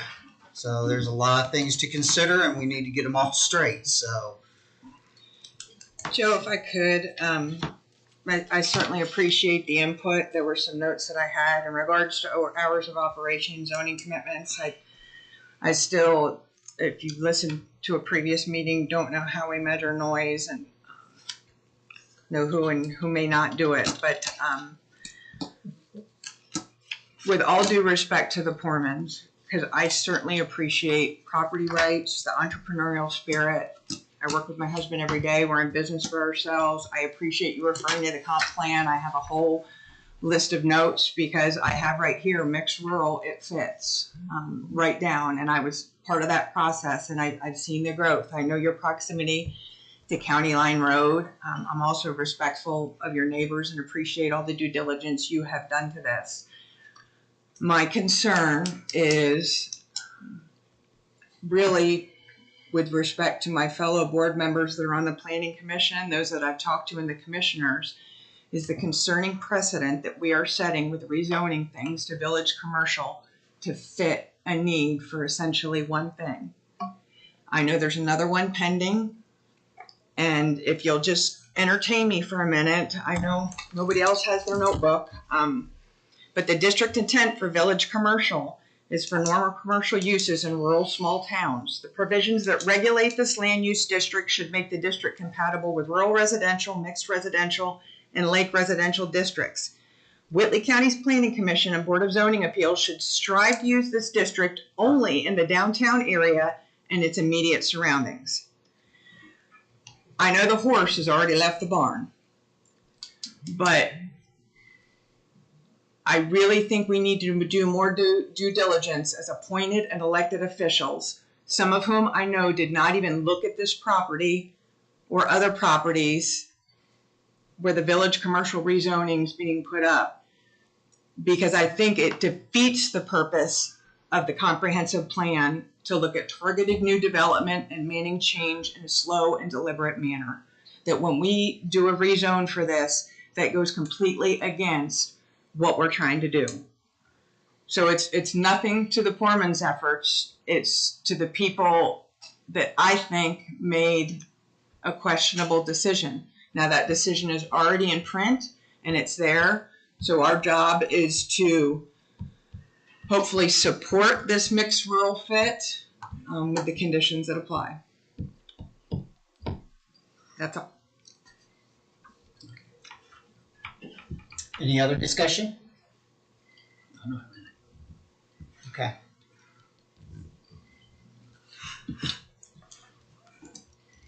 Well, I would like to get all the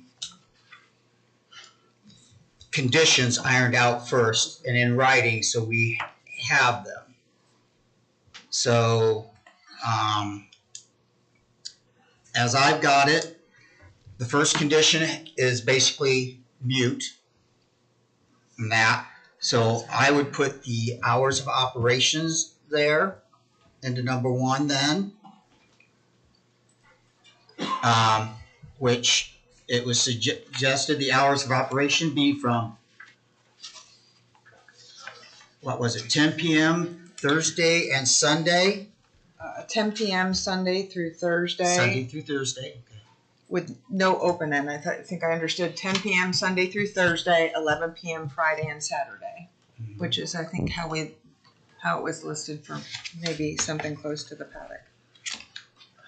You said 11 p.m. or 11:30? What do we have? Do we have 11:30 at the paddock? It's 11:30 at the Liebargers. That was 11:30 at the paddock. 11:30. We have 2 little kids. I mean, I know you guys have kids too, but just be nice to get some sleep. No, I get it. I'm asleep on the couch by this time, so we're okay. Is that in the music, or is that trucks out, loaded, fan gone? What does hours of operations actually mean? I'm fine with 11. 11? Mm-hmm.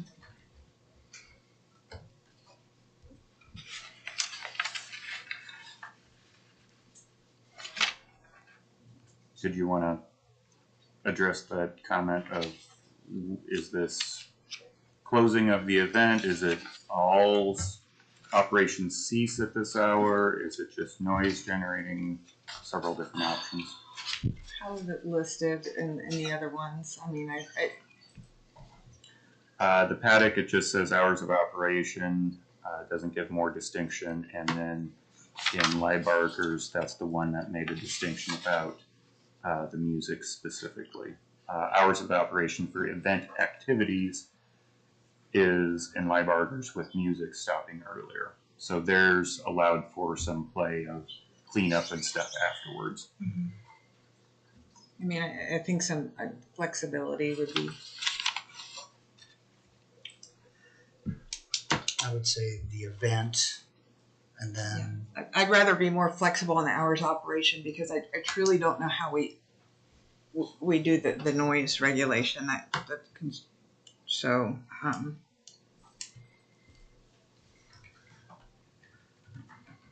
If noise is the concern, you could just say music done by.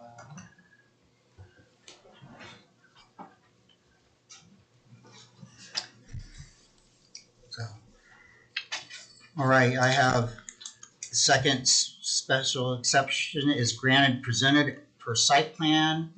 Refinements to the site plan made as part of the development plan review are acceptable. Special exception is limited to the petitioner and is not transferable without additional to the board approval. Noise from the event shall not exceed, we have 50 decibels to adjacent residents. It was suggested to lower that to 45. What's the board's pleasure on that? I'm fine with 50 if we want maybe 11 o'clock closing time. I think it's a little give and take. We'll stay with the 50. Landscaping shall be installed per the requirements of 5-6 along the west, east, and north sides of the property where adjacent to the proposed use. So, okay. Parking will be paved and will comply with the requirements of the parking code. No outdoor storage is permitted. Any dumpsters will be enclosed with an OPEX screen. Any signage will conform to the requirements of the code. Any lighting on the property shall be oriented and or shielded to prevent light spillage and glare on the adjacent residential areas and public right-of-ways. Zoning comments will be confirmed during the development plan. I do think the zoning commitments need to be included and detailed out and maybe added in there. I know sometimes when we talk about like per the health department, so note with per the appropriate county departments, because the zoning commitments are going to involve some other departments, but I know that's repetition, but I do think it would be, if that makes sense. I have here, do zoning commitments need to be included in suggested conditions? I know they're already over there, but. I would suggest, I'm not quite following what you're saying, but I'm going to make this suggestion. And as somebody else mentioned, perhaps refining the zoning commitments and nailing down a few more details. Is that the direction you're headed with? Are you thinking just something being stated that zoning commitments must be met for, like we do with health department regulations being met before? Yeah, I would say if you put it in there, but and then include highway department, drainage department, or county departments, because aren't the zoning commitments having to do with the highway? Public sewer would be health, drainage tile. I don't know if that involves the county drainage if it's private, but. Like zoning commitments being fulfilled and authorized by the appropriate county officials or something like that? County departments. County department. Yeah, because county officials makes it sound like commissioners. Zoning commitments will be fulfilled. Sorry, Joe.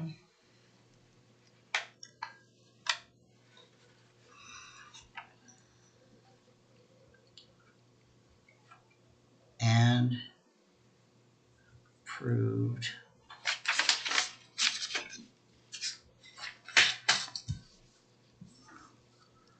by county departments involved. Is that all right? Yeah. I'm running out of places to write, Kelly. I'm sorry. And I appreciate some of the input on some of the other things. I think we need to respect the Poormans that what we've listed in there in terms of public events and some other stuff. And I think we have to remember that when we put all these suggested conditions, that we put I don't want to say an undue burden, but the more we put on there, it requires more policing. And then we enter that gray area on who follows up with it. And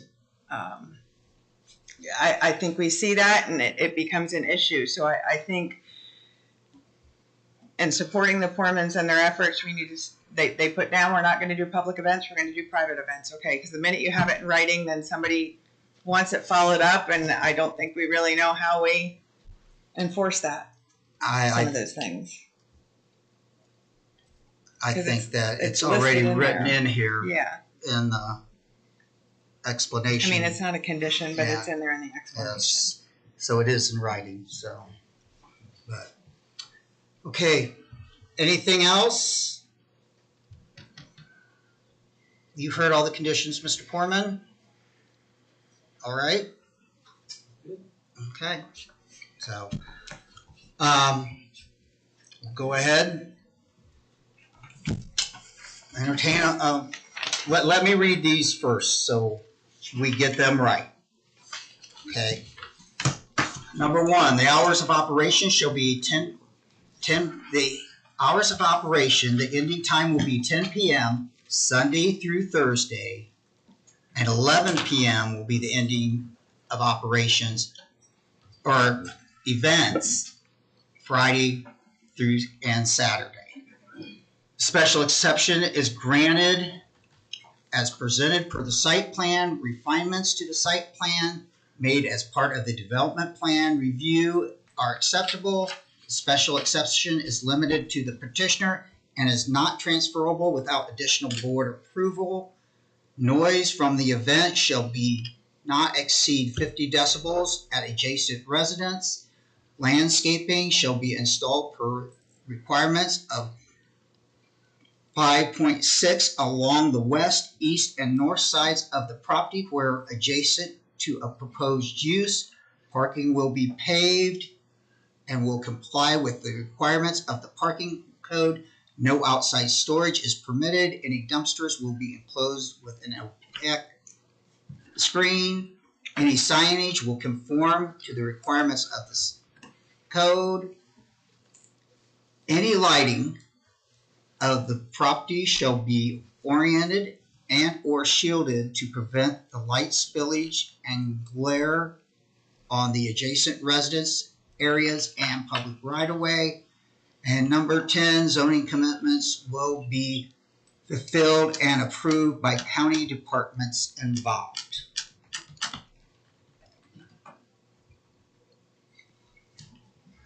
Okay? Other than I forgot to number them all. So, all right, board, it's up to your pleasure. We'll entertain a motion. I'll make a motion that we approve 24 WSE2 special exception Adam and Sarah Poorman, 7450 East, 700 South, along with the special conditions 1 through 10 has been read. Second. So, second. Kelly seconded. Jack made the motion. Kelly seconded. We'll go to a vote. All those in favor, raise your right hand.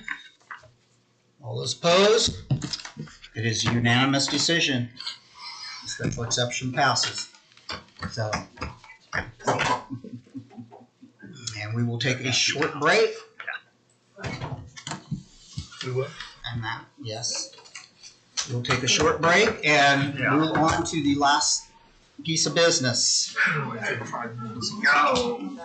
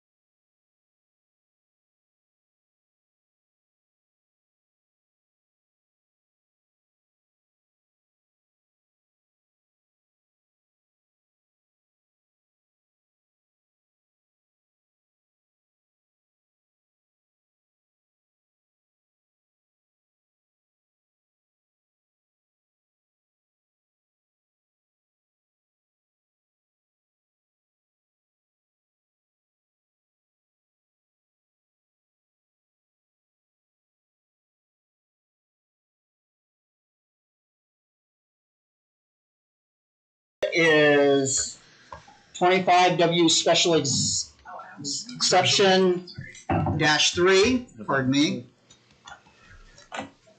The petitioner is requesting a special exception approval to establish a new Class 3 confined feeding operation totaling 3,841 animal units on their property located on the north side of 800 South, approximately 2,000 feet east of 850 West in Section 17 of Cleveland Township.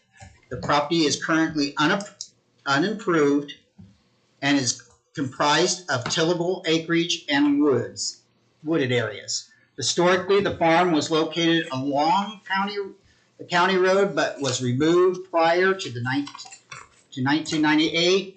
An open legal drain, Hurricane Creek, runs through the northeast quadrant of the property. Staff? Thank you, Mr. Chairman. So, going to the staff report. This is, while it is an unimproved property, it does have an address of 8126 West 800 South. I believe that is a legacy from a former farm that had been located on the property up until the early 90s, so we can refer to it by this. Located in Section 17 of Cleveland Township, zoned AGP agricultural production. That was approved within the last couple of months. What is being requested is a special exception for a Class 3 confined feeding operation. More specifically, the construction of 2 confined feeding operation barns as a singular use facility. The proposed CFO would be 2 approximately 100 by 400 foot barns located north of the wooded area that is on the center of the property. There are 2 wooded areas, one in the center, one on the northeast corner. Total approved and proposed number of animals is 9,600 head of wean to finish hogs, split evenly between the 2 barns. The total animal units then would be 3,840. The IDEM permit is to be applied for. They're seeking special exception first. They do have all of the components of that application. I'm not sure if they filed it with IDEM yet, but they do have those components, which they did file with us. Going on then, this is the table off of the first page of the staff report showing the separations from the proposed CFO buildings to the various aspects required in the zoning code. Notably, the minimum distance to the nearest open waterway, which is Hurricane Creek, located on the property. Minimum according to zoning and IDEM is 300 feet. The proposed location makes it approximately 550 or a little bit more than that from the proposed building location. The property line setbacks to the north, property line is just over 1,200 feet. To the east property line, approximately 740 feet. To the west, approximately 306. And to the south, which is 800 south, 935 feet, give or take. The offsite residence, there in the bottom left corner.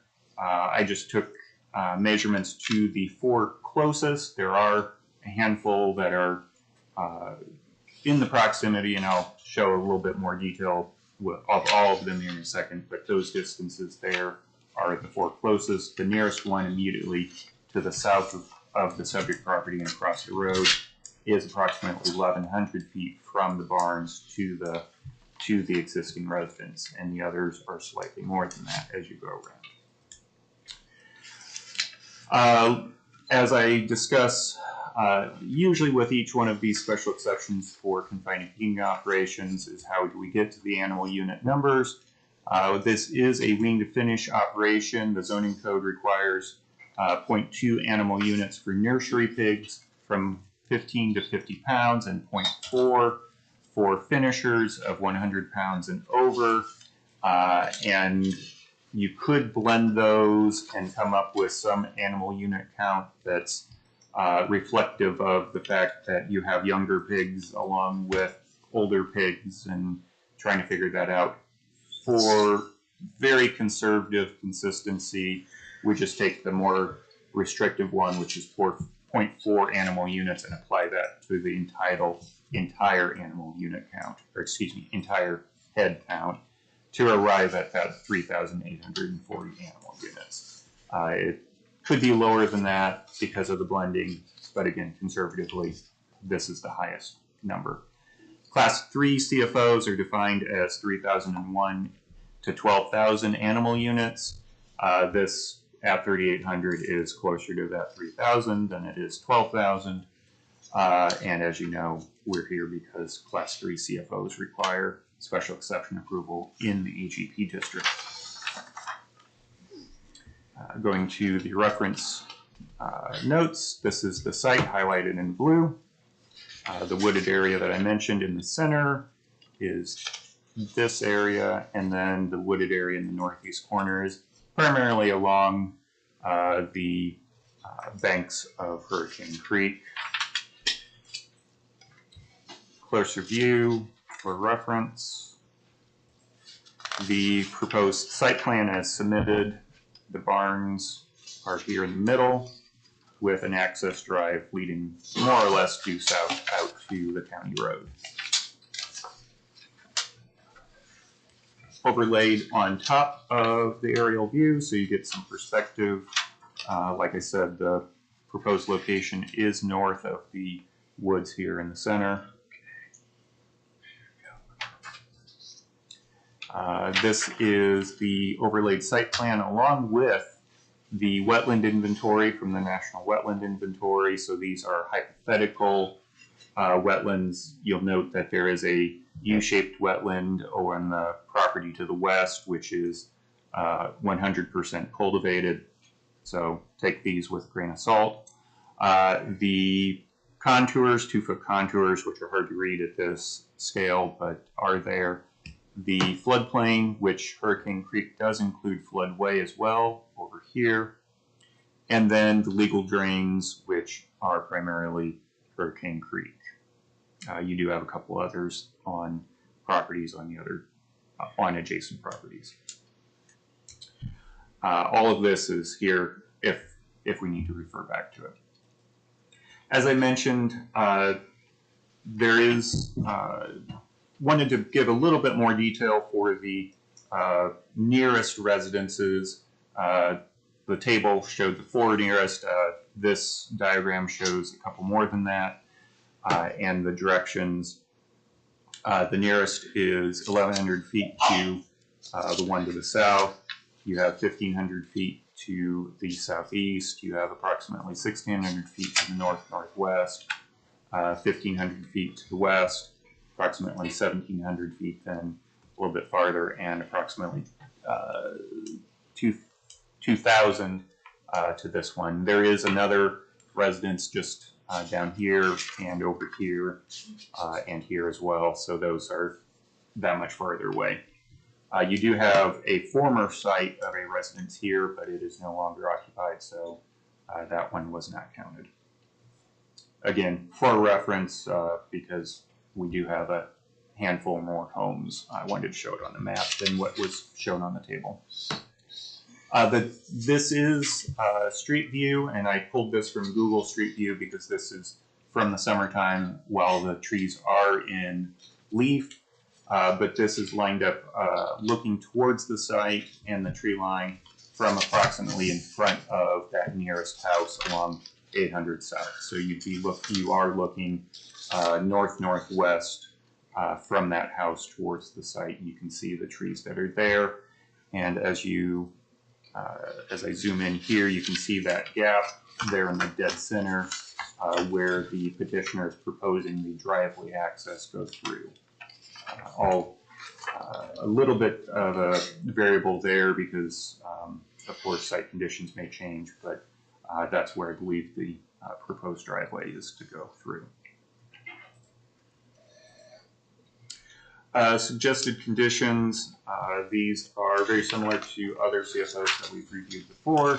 Number one, pretty standard condition that it is as, if you move to approve it, that it would be granted as presented and for the submitted site plan. Limitation on the number of animal units. When this was going through a rezoning, that was a really important component because Class 3 CFOs do allow up to 12,000 animal units. 12,000 animal units and 3,800 is pretty significant difference. Having this cap on here means that if there's any desire to increase the size, of course, it would be coming back to you for further approval. Number 3 is to lock in that the existing woods that are being essentially used as screening would be maintained to constitute the effective visual screen, allowing for some clearing, logging, etc., as long as the effectiveness is maintained. The existing tree lines along the west and north property lines would also be maintained to constitute a visual buffer and screen, not really allowing for the clearing, logging, or anything like that, because those are basically fence row tree lines, and so there's less density to that than the more thick woods to the south of the proposed location. Number 5 is an alternative. I just wanted to include that. I do think that having screening is important from an aesthetic standpoint. More than anything, it does help with other factors, but aesthetics is I think the most important thing here, given the proximity of the homes with views to this. So if those other existing trees need to be removed somehow, number 5 gives a provision that they are replaced with, again, some sort of screening. Number 6 is a standard statement that I include with Class 3 CFOs that you need to discuss any other mitigation requirements as deemed necessary, and that does come from the code. That is an item that you do need to discuss, and you can't just take just these. So going to the review criteria, again, this is a lot of very similar to previous cases. The performance standards, odors are major one with CFOs. Note that distance does help mitigate that. Newer CFOs, as this will be, do have less odors because of the ventilation included than even older CFOs, even from 10 years ago, just a difference of technology. The other thing with odors, with prevailing winds going to the northeast, the nearest home to the northeast is approximately 4,000 feet away, even though the nearest home to the south is only 1,100 feet. Prevailing winds carrying odors that way. You'd have a bit more, on most days, a bit more room for odors to go.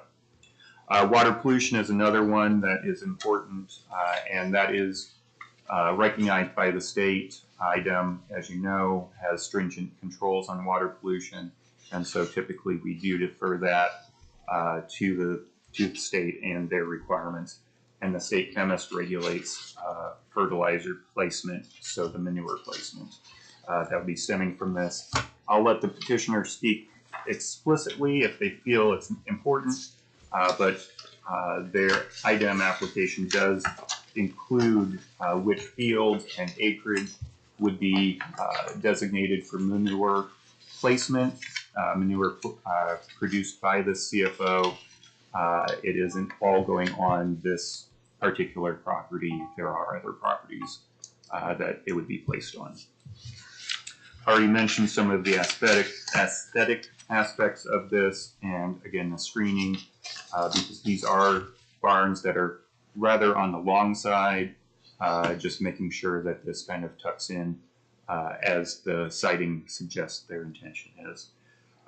Vehicular access and congestion, while this would have trucks coming to and from it, dealing with the animals and feed, the overall number at any given time doesn't seem to create traffic congestion that would be any lasting effect any more than a farm operation might on during harvest season, for example. And then finally, the special exception preserving the purpose of the ordinance. This is a rural agricultural area in the comprehensive plan, which calls out for agricultural operations to be expected with some very judicious and reasonable placement of more intense operations.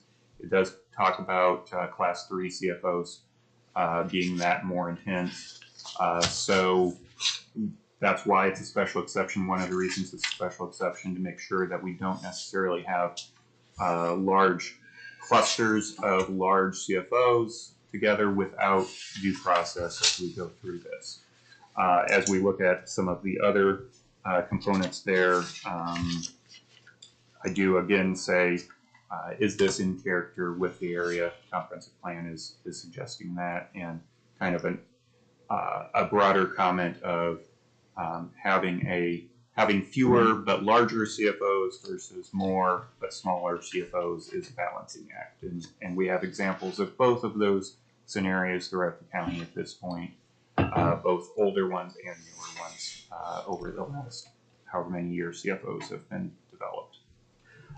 So that's a highlight. I'm sure the petitioner has more specific details as you hear from them. But any questions for me?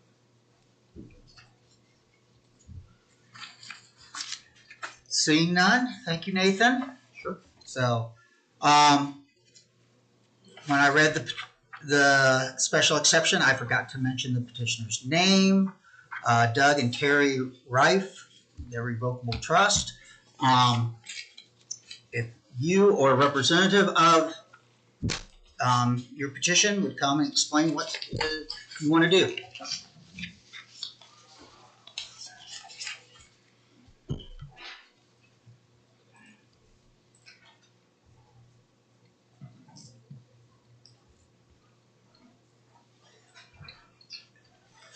Actually, I'll just be turning it over to Mike, but go ahead and state your name and address. My name's Doug Reiff, 6035 North Etna Road, Columbia City. We're petitioning for the special exception, and I just wanted to thank Brent and Nathan for all the work and help they did for us getting the paperwork and stuff. And we hired a consultant firm to come through and do everything as far as for IDEM and making sure that we get everything accomplished correctly. And I'll turn it over to him. Okay. Thank you, Doug. Thank you.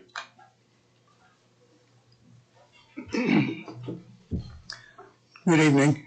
Thank you for the opportunity to present the Reiff's plan and the details associated with their project.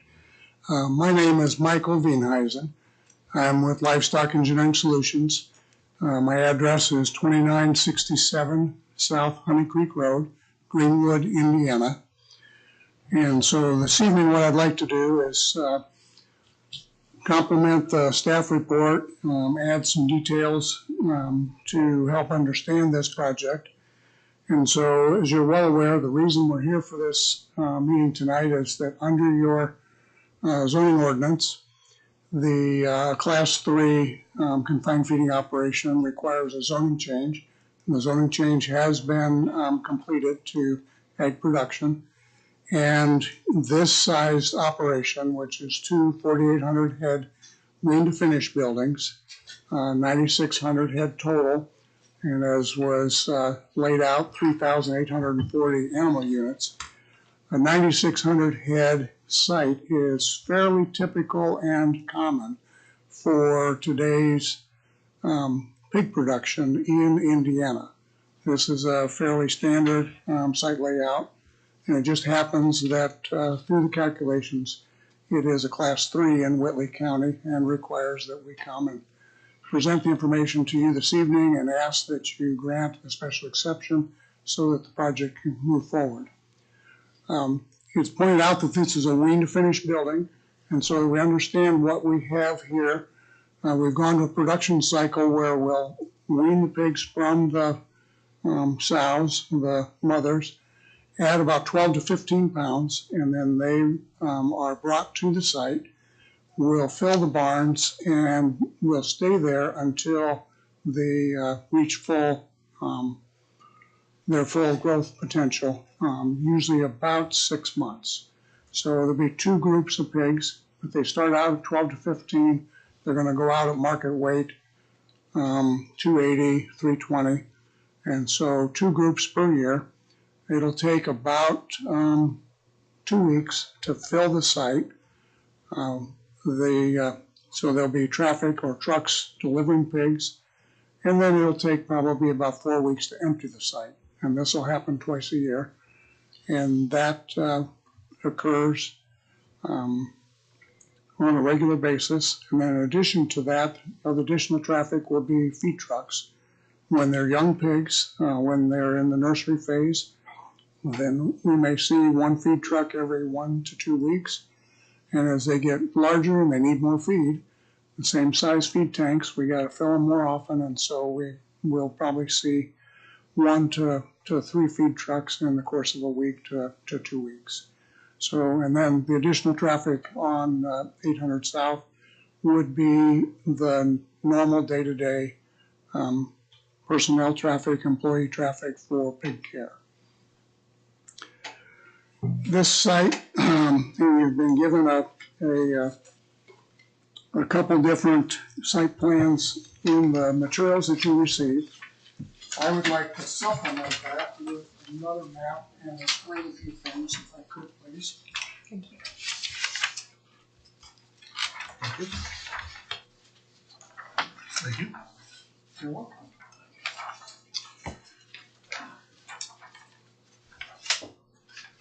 Thank you. What I've presented to you is really an enhancement of some of the maps that you've already seen. It identifies the building location, and you see a couple of the key features which makes this an ideal site or a very useful site for this purpose is the wooded lot to the south and the wooded lot to the northeast, which is earlier stated is a very effective buffer and filter and screen for the buildings themselves. And then you'll also note that there's additional wooded areas in this region, and we have a wooded fence line both on the north and the west. And it's my understanding that the Reiffs are committed to maintaining that screening. It's one of the things we discussed in detail when we were planning this site, and we find those to be very positive aspects to the usefulness or the land use here. It's important to note that the screening to the on the west or the east side and the northeast, as well as to the south, provides not only the visual screening but an air emissions transport screening, and the trees themselves are a very effective filter. As was noted in the staff report, if that visual screening is not there, they've recommended a alternative, and that's very common when we're looking to provide additional filtering capacity. It would be my opinion that at this time, if we preserve what is there and maintain it, that any additional screening would not be necessary. You'll also note on this, I've tried to do a number of things with this graphic, is I've included some setback circles for reference. The first circle you'll note is the 660, which is Whitley County's regulatory setback from residential properties. Then I've given you a quarter, half mile, 3/4, and a 1 mile. And then tried to identify, to the best of our ability, the residential properties with the red boxes, and have added some key closest property boundary or property distances to in each of the directions. And as was previously stated, the closest is to the southeast at about 1,100 feet, 1,120 according to my measure. And the key thing to note is that south wooded parcel creates a very effective screening to any of these houses on the south side. And then you'll see as we go to the west that the east, that the distances are even greater, and the prevailing winds are going to be predominantly out of the southwest. And then I have to admit, some will come from the northwest, out of the north.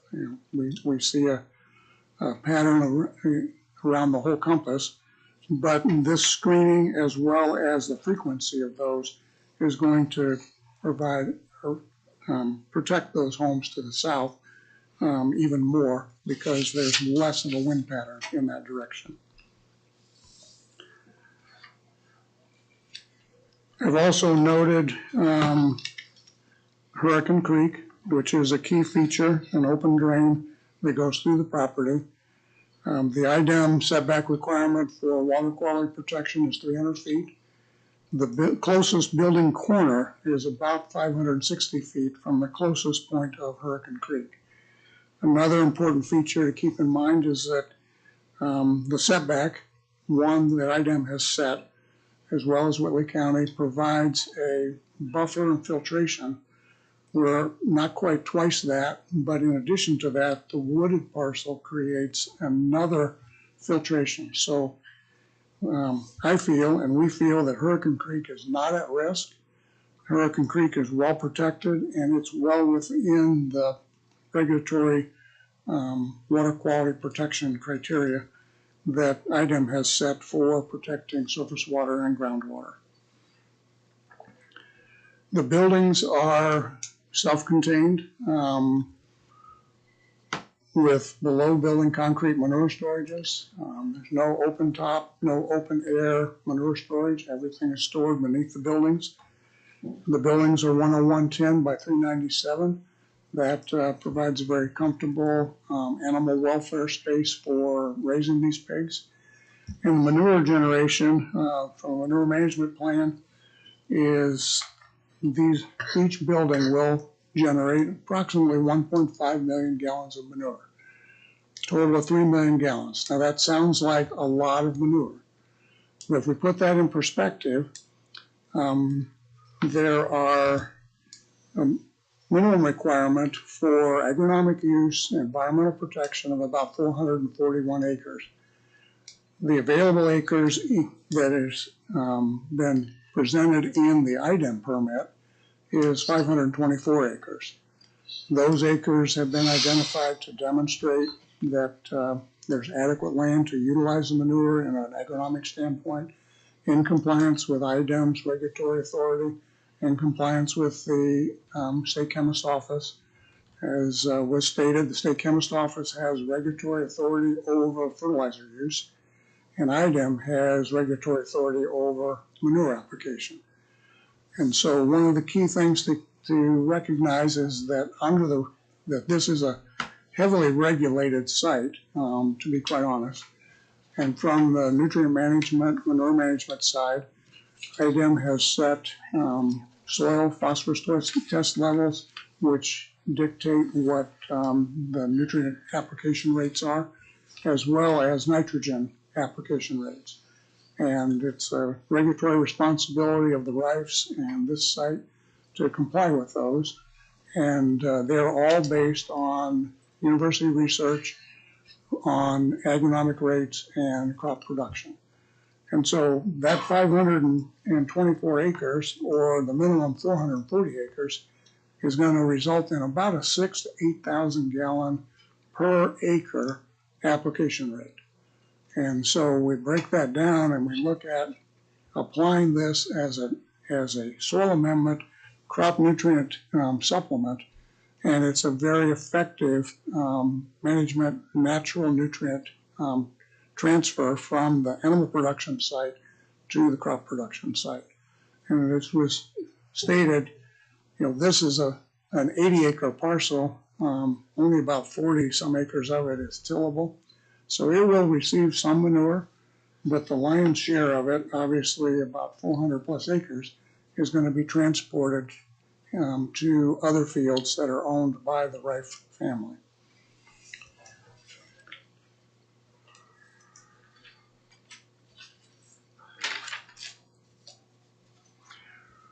You were shown a graphic that showed some wetland features, mapped wetland features in the area, as well as the floodplain.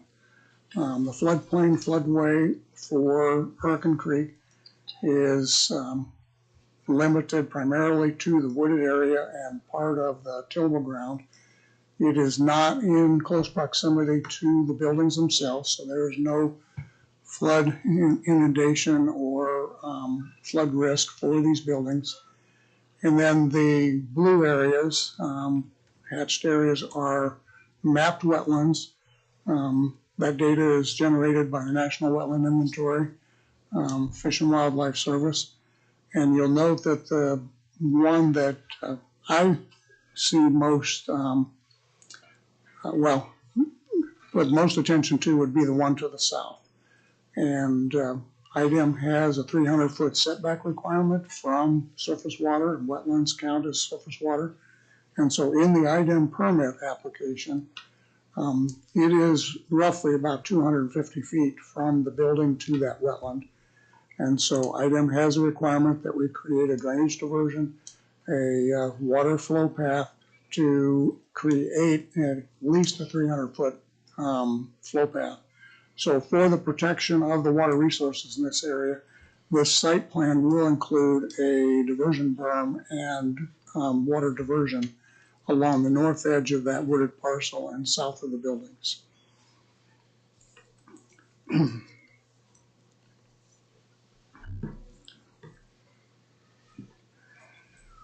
There's typically a question about, when is enough enough? And Whitley County is actually, this would be an excellent use of land use in Whitley County. For reference, there are only 31 regulated animal feeding operations in Whitley County. If this one gets approved, then we'll have 32. There are 11 large CAFOs, and the definition there, this qualifies or is defined as a large CAFO because it's more than 2,500 animals, which is the EPA regulatory authority for CAFOs. In Indiana, we regulate to 600 head, so everything in Whitley County, or majority of it, is regulated, and it's a combination of those 2,500 head more, which is 11, and about 20 CFOs that would be between 600 and 2,500 head from a pig standpoint, and there are additional other livestock species. Land application is another question that comes up. Do we have enough land? Where is this manure going to go? We're going to put it on. We can't put it on in a manner that's going to protect our groundwater and our surface water. Well, in Whitley County, to support those 31 regulated animal farms, we need 5,889 acres. The tillable acres in Whitley County is 154,000 acres. So that's 3.8% of your available tillable ground. And so there is a ample opportunity to utilize the manure as a natural nutrient source, and it does not create an environmental risk or environmental hazard when it's applied at the 6,000 to 8,000 gallon application rates that I referenced earlier. Property value is always another very key component that's considered as we relate to putting in confined feeding. I have generated some data based on Whitley County's recorders and valuations, and a summary graphic for that I'd like to share with you as it relates to how the confined feeding operations impact the local area.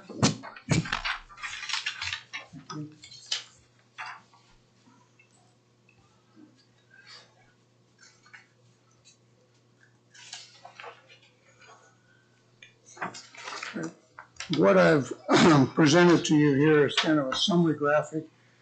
The graphic shows the other Reiff confined feeding operation located on Pook Road with a 1, 2, and a 3 mile circle. I apologize if the circles didn't get labeled correctly, but the inner circle is 1 mile and the outer circle is 3 miles. The data that has been summarized below that is for the 3 mile circle. And so at the top, in the top 2 rows, is really a summary of all improvements and land parcels that are in the record for Whitley County through 2023. And the total assessed value of residences in that 3 mile circle is 137 million, and the assessed improvements is 167 million, and the assessed land value is 43 million. It's broken down into data for prior to when the other Reiff site was permitted, the year that it was permitted, and then the year since it's been permitted. I would just draw our attention to the last column, the time from 2020 to 2023, and show that there were 161 improvement permits granted for that area since that confined feeding operation was put in place. There were 14 dwelling permits or home permits granted in that same time period, and the value of those for those improvements was $5.7 million and $3 million for any dwellings after the confined feeding operation went in place. I would offer this as evidence that confined feeding operations obviously are considered to have an impact on the area, but this data specific to Whitley County demonstrates that they do not have a negative impact when it comes to property improvements and property expansion. And we would feel like this site, as we've evaluated its relationship, is also consistent with this data. And so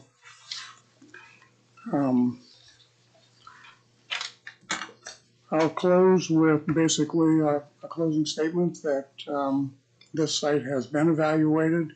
Oh, one other, fact is that the IDEM permit has been prepared.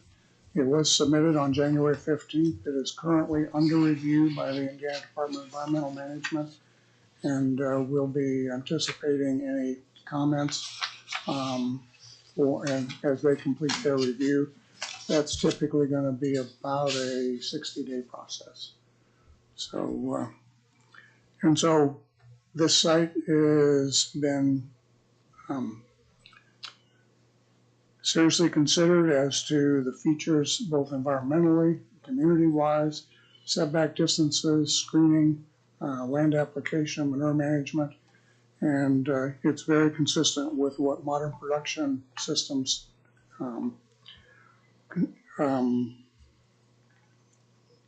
for Indiana are today, and I'm very confident that this is a good land use and would ask that you grant the Reiffs a favorable decision on their special exception request.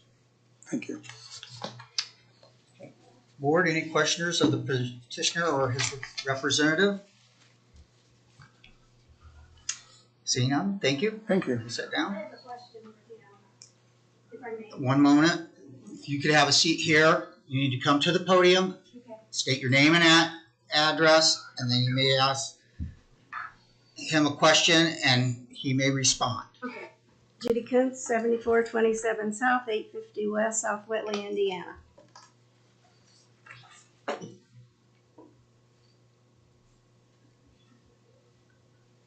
Okay, the question, what was your name, Mike? Mark. Okay, how much of a drop off is there between their land and Chris Johnson's beside it?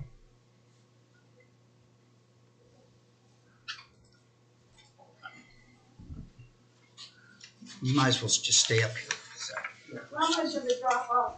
I can't reach it. Is there up there to Chris Johnson's land? Elevation change? No, up here. See the blue? up there, the wetland? This, Right. okay? This is at a contour line of about 828. This is 848, so there's 20-foot elevation change here. So how much of a drop off is there between the blue line and that? From the blue line? Mm-hmm.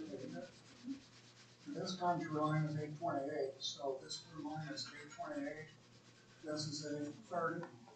And so there's 4 feet, or no, 2 feet from here to here, and 0 feet from here. Well, let me tell you, that area is where ravine starts. There's about a 4-foot drop. So what is on this land is going to drain 4 feet down there to a ravine. And you didn't even mention the ravine that goes to my house. Any pig manure that's put there is going to go down that wetland and go straight into my house, backyard. I mean, you didn't even mention it, it's on there. Well, there is, in response to your concern, there is a significant distance between, the buildings themselves, and they're self-contained. No, I'm talking about the manure you're putting on the So field. manure application would be through injection and incorporation, which minimizes not only air emissions but runoff by incorporating it into the ground. And it makes it closer, doesn't it, to going into the tile, okay?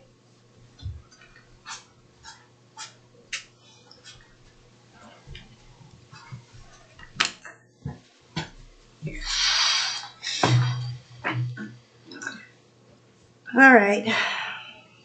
Are there any other questions, ma'am? Yeah, well, I have a lot to say, or would you prefer? If you would sit down, we were going to entertain questions Okay. first, then we will have Okay, people I'm who want sorry. to speak I for or apologize. against. So,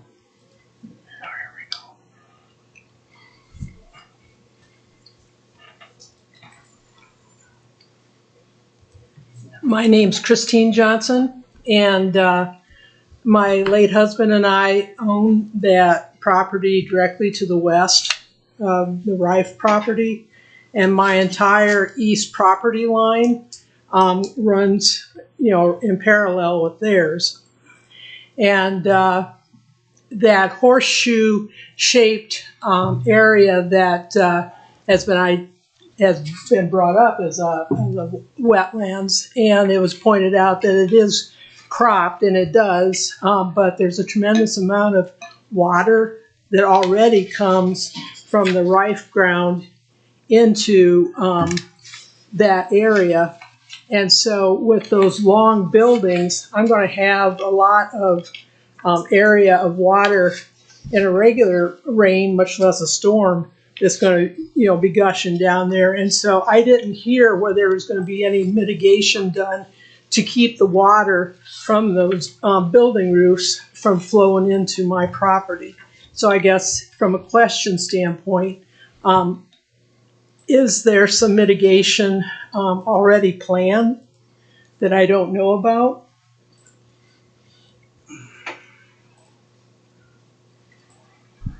she's asking if there was any mitigation plan from runoff from the buildings itself when it rains. Certainly. To my line that's on, it's the Reiff west boundary and my east boundary.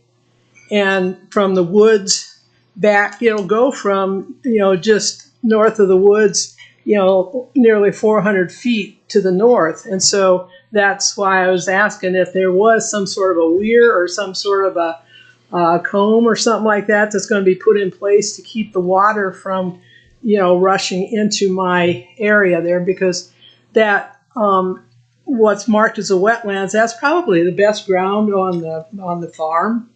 And so if you have this water rushing down there, it's just going to flood it out. Well, the buildings are sited on a fairly level portion of the site. And so the water is going to come off, and the grading around there will move water away from the buildings. And about half of it is going to go north and east and to the south. The west roof line of the west building will add to the field water flow, but it is not expected it's going to be any more significant than what your current rainfall is. And so from a drainage perspective, as long as we don't make a significant change in the water flow from the site, where it should be consistent with what the county's expectations. Okay, so if I understand you correctly, you're saying that that entire stretch of roof, like 400-foot long roof, is not going to put more water into my field than what already comes? I mean, because right now it's being absorbed, a lot of it's being absorbed into the soil where it won't be absorbed into the soil with the building there. Well, we're looking at, on that 80-acre parcel, a small percentage of that is impervious surface. And so with the grading and such that occurs around these buildings, then the additional water transport is not going to be significant enough to create anything different than what you're currently experiencing. Okay, so that's what I would expect to happen. Okay, all right. Two other questions. I was wondering, since there's so many animals that will be in these buildings that are going to be consuming a lot of water, and so I was wondering if there was any kind of evaluation done, whether the additional pumping of water from the water table is going to cause us to lose pressure in our wells, or like, is it going to cause our wells to go dry? That's an excellent question. Thank you for asking that. The water consumption by these pigs is going to be from about half a gallon to a gallon and a half per day. So we're looking at, and I have the number calculated, I'm sorry, I've forgotten it. But the pumping rate, which I do recall, is somewhere around 6.5 to 10 gallons per minute. And the wells in this area are sufficient enough to support that type of water draw. And so this is not considered to be a significant withdrawal, and I would not expect to see any change in the water resources of this area. Okay, but you guys actually investigated that? Yeah, okay. Look at that. That's part of the review that we do for an IDEM permit. Okay. Is look at well locations and well performance, and consider the impact that confined feeding operations would have on the groundwater resources. Okay. And then the third question I have has to do with disposal of deceased animals. That it's my understanding that they can dispose of them either through composting or through incineration. And I guess my question is, what methodology is planned at this point? This site, as the site plan shows, has a mortality incinerator located off the north edge of the buildings, actually between there. Okay. So mortalities will be, the mortalities will be managed through the site. Why was the incinerator chosen instead of composting?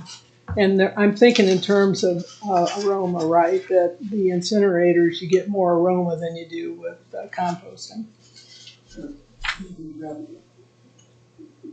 do get more potential for smoke emissions, but the incinerators there are air quality standards for incinerators, and many of them will have afterburners. The incinerator selection was a personal choice by the rather than putting in a compost unit and trying to manage that and manage the vectors associated with that compost. All right, those are my questions.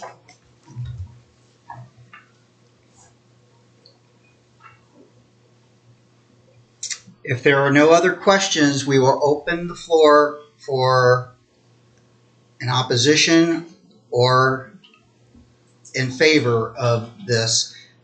Is there any statements for or against? Mr. Chairman, before we go to the audience, I do just want to state for the record that we have one letter that was submitted by email earlier today that was distributed to you from the Lockhoffs.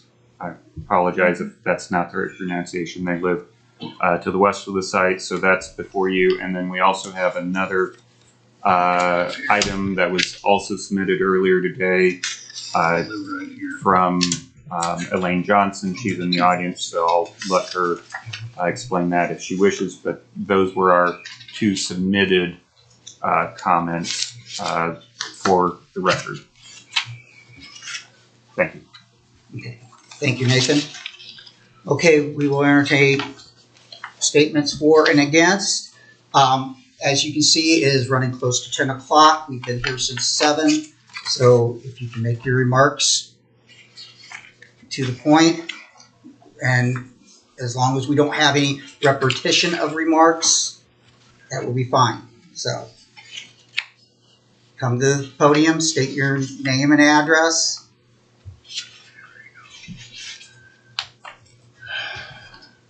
Judy Kuntz, 7427 South 850 West, South Whitley, Indiana. One of my first concerns is the cost to the landowner. And I knew nothing about CAFOs, and I wish I didn't now. I have done a lot of research. I have read numerous articles. And I'm going to quote from different articles. The one of them that I'm going to quote from, and I'm going to call it Board of Health, but it was an article put out by the National Association of Local Boards of Health, because I feel like that's an independent organization that people might be more receptive of. So the first thing is about the cost to us in our land. Many landowners fear that when CFOs move into their community, their property values will drop significantly. There is evidence that CAFOs do affect property values. The closer a property is to a CFO, the more likely it is that it will be that value, the more the value will drop. One study shows that property value decline can range from a decrease of 6.6% within a 3-mile radius, and I found this unbelievable, to 88% if you are within 1/10 of a mile of a CAFO. Now, in one of our meetings, Mr. Kurt Blackoff, is that what? Yeah, I believe that's how it is. Told me that he had a realtor to his house, and the realtor said the cost or the value of his home would drop 20%, that he would lose $100,000 and to the value of his home. So I thought, I wonder if this is true.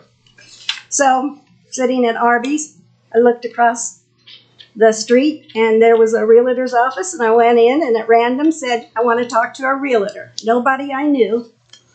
And one came out, she came out to my house, she gave me a valuation of my house property. And then I told her they were going to put a CFO there. And I said, what will that do?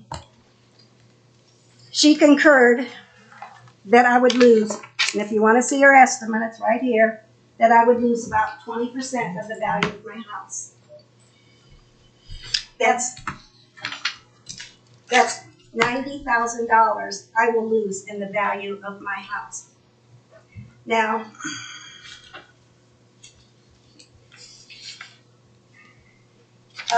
at the first meeting that we had, from my understanding, is that Mr. Reiff had you guys approved both the 1,000 street property and our property as potential areas where he could build it. The big difference between the 1,000 property and ours is more residential. In fact, there's about 11 homes there. And so I looked at it and I got on the internet and looked at the tax assessments of these 11 homes that are going to be affected. All I did is I took the homes on 850 and the homes on 800. I included no farms, just residential homes under 20 acres. I took the assessed value of these homes, and if we all lose the 20% that Kirk and I have already realized we're going to lose, these 11 homes will lose $549,360 to the value of their home. Remember, Mr. Reiff has chosen to put this in a residential area. Now, this is tax assessment. If you take that to value, selling price,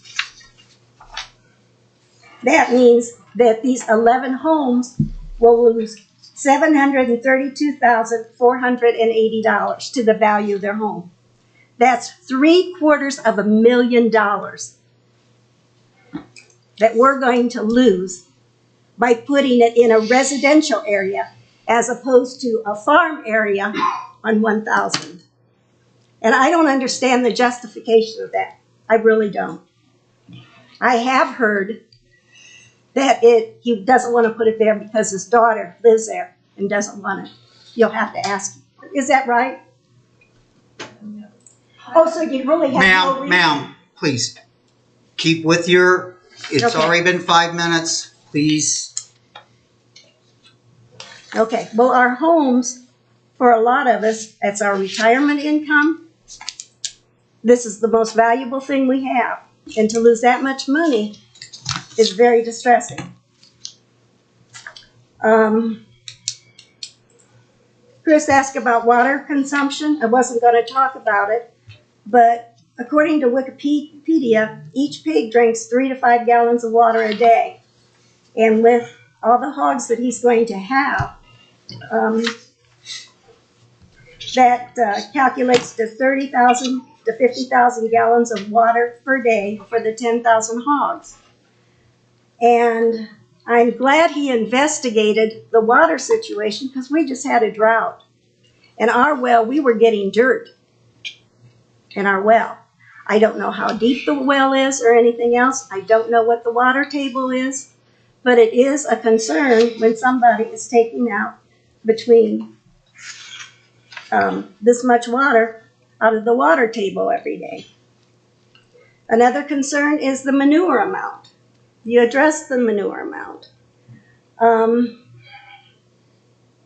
According to Wikipedia, with the 10,000 pigs, we're going to have 30 to 50 tons per day of manure.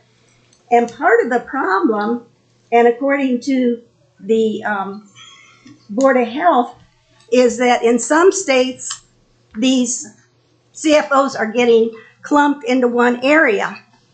And so these are the CFOs. This is our area, and this is where they're all getting clumped. And so I spread this out, and here's South Whitley. This is Whitley County. There's hardly any up here. It's all clumped down here because the same people are putting up several barns. They're going up like crazy. And you wonder when it's going to get totally saturated with the manure, if they're going to put it all in this area. And according to the Board of Health, animal feeding operations are developing in close proximity in some states and fields where manure is applied, and it's become clustered. When manure is applied too frequently or in too large a quantity to an area, nutrients overwhelm the absorption capacity of the soil and either run off or leach into the groundwater. Now, I was curious about the groundwater, and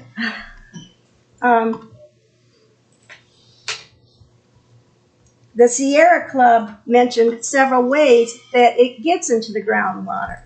The one that really concerned me, just because I do live in a rural area, is that one of the main sources of CAFO-caused pollution comes from the discharge of manure and other waste through the soil into field tiles. which carry the waste directly into the county drains and streams.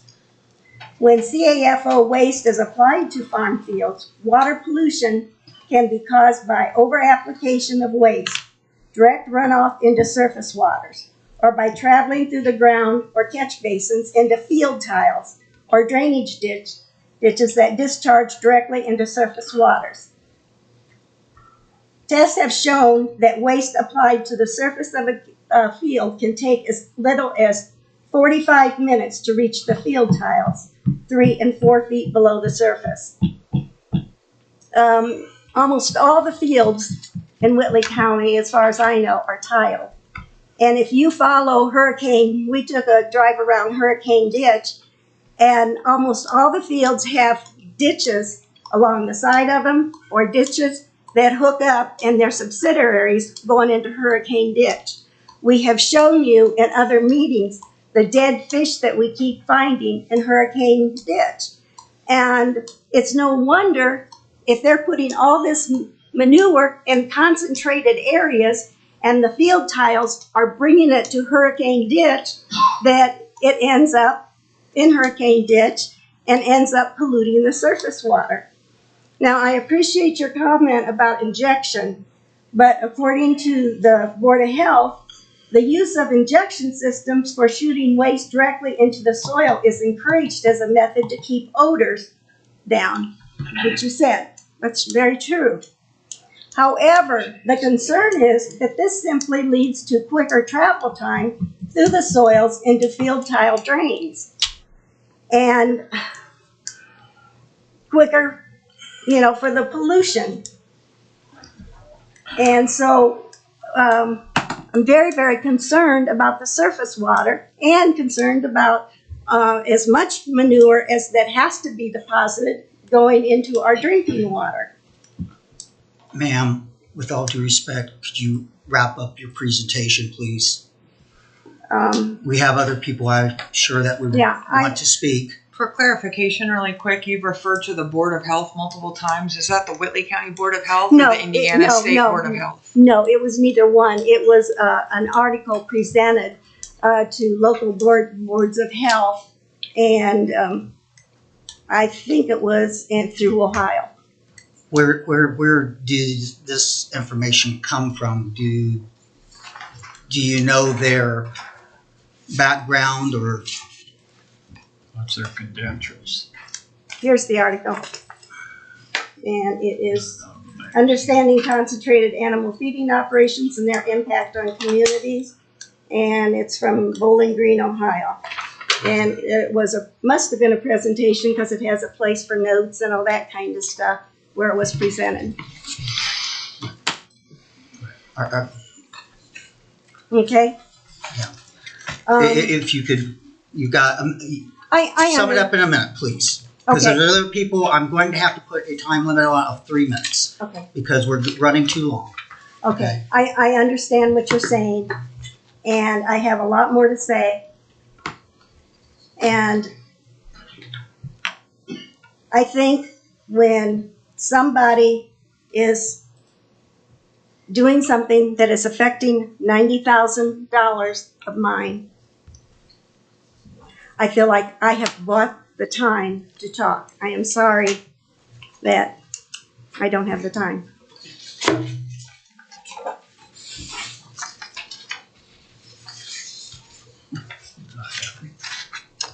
Anybody else? And I am sorry, but we have been here for 3 hours. I probably should have stated this at the beginning. There will be 3-minute time limit. Brad Coble, 7427 South 850 West. Just a couple of quick issues. In the staff report, item number 5, it was an alternative to maintaining the existing trees. They suggested that they were going to put 6-foot conifers no greater than 20 foot apart. The consultant has suggested that they do away with that. Personally, I think it's a great idea. Leave them in there, 6 foot tall, 20 foot apart. It's going to take them a little while to fill out, get a little taller. But I think that's something that should be left in. I think it's a great idea. Now, it did say 300 foot from the footprint of the barn I think that's a little questionable. I don't know. Maybe a little farther apart. Get it closer to the woods. Get it closer to the tree line. Because 300 foot, I don't have any idea if they're going to till this farm. That 300 foot is going to interfere with their tillage. So I would move closer to the tree lines. Another thing I would suggest is, you took the picture down, Nathan. Oh, sorry. In the northwest corner of that field, that's our corner property line also. Possibly put some sort of a berm there to catch some of that water. Not to stop it, just to slow it down so that it doesn't come across so quickly. Some sort of not a retention pond, but just some sort of a berm to slow the water down. That's something I would offer as a suggestion. Other than that, that's all I have. Thank you.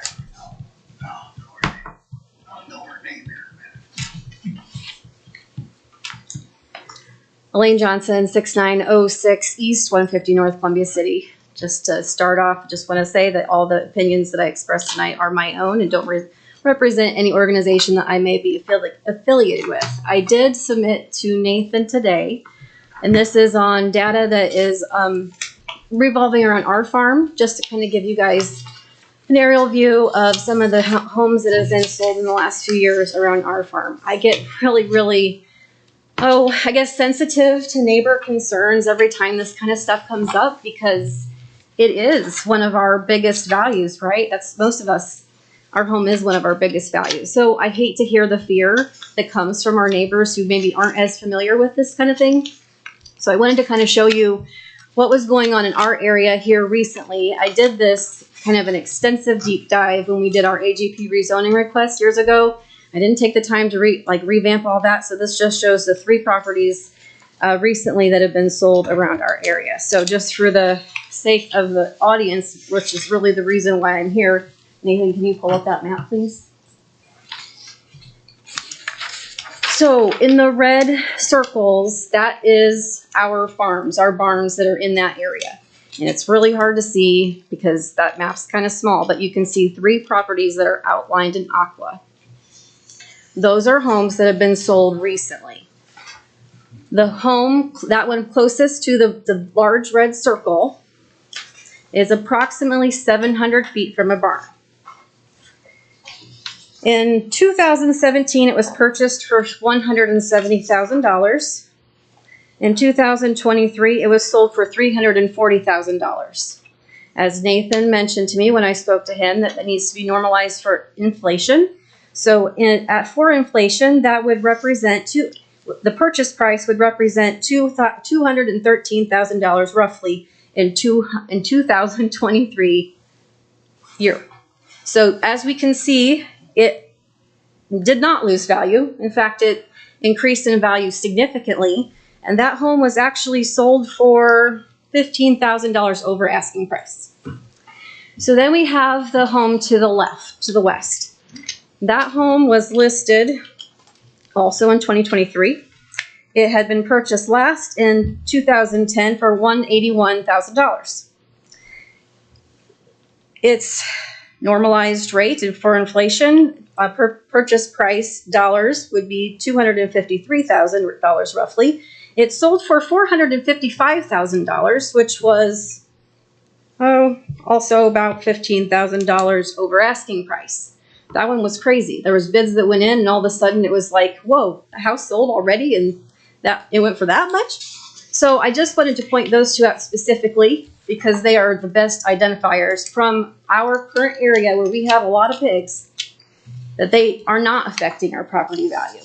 And so I think that sometimes that, we get on the internet and we look up things and it scares us, because why wouldn't it? I know, when your doctor tells you to not look at the internet, there's a reason for that. And I think that here we are in Whitley County, we have great producers and we have good actors. And so some of those fears that we read about, we're so fortunate because we don't have that issue here. And I think that Reiffs are a good example of that. They've proven themselves. We don't have problems. We don't have water runoff problems. We don't have IDEM coming because there's been an issue. And so I could talk more about manure application and agronomic rates, and those are things that I never thought I'd have to talk so much about, but I've had to learn about how all that works. And it's really, really interesting, and I'm sure that Mike could probably do a much better job than I can at explaining how the soil accepts the manure and why you do that at a certain rate so that it doesn't get into the groundwater. So that's really all I have.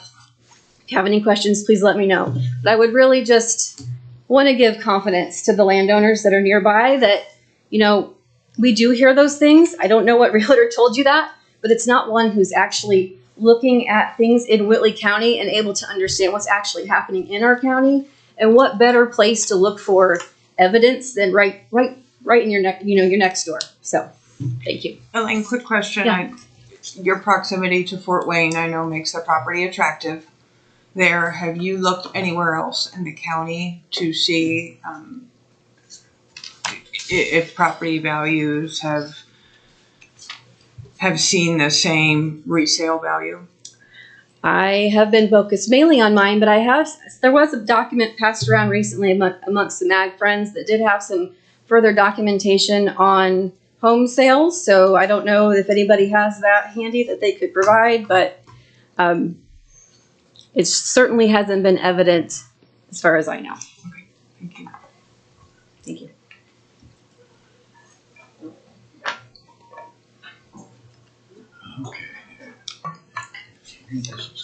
Sonia Rank 5865 East State Road 14. We have CFOs and a neighboring CFO of another farmer in Jefferson and Union Township. Those two farms are a mile and a half as the crow flies. I'm answering your question about did anybody else do it. And yes, I had a realtor take a 2 to 3 mile radiuses around both of those barns and send me actual listings. And I'm sorry I didn't print anything out. I wasn't prepared for this at all tonight, but the values have gone up. We have family that have sold and bought both within a mile and a half of the barns, and are bidding wars to get these houses. They're getting thousands of dollars more than their asking prices for these homes. And when we speak with a realtor about CFOs and stuff, she said your values aren't necessarily going to go down, but your market choices may. Because some people will hear the bad that's not necessarily true. And so the values you don't necessarily lose at all within that radius. So if anybody wants these listings from a local realtor that lives in Whitley County, and we are right next to Allen County, and there's no issue with that. I'd be happy to give them to anybody who wants.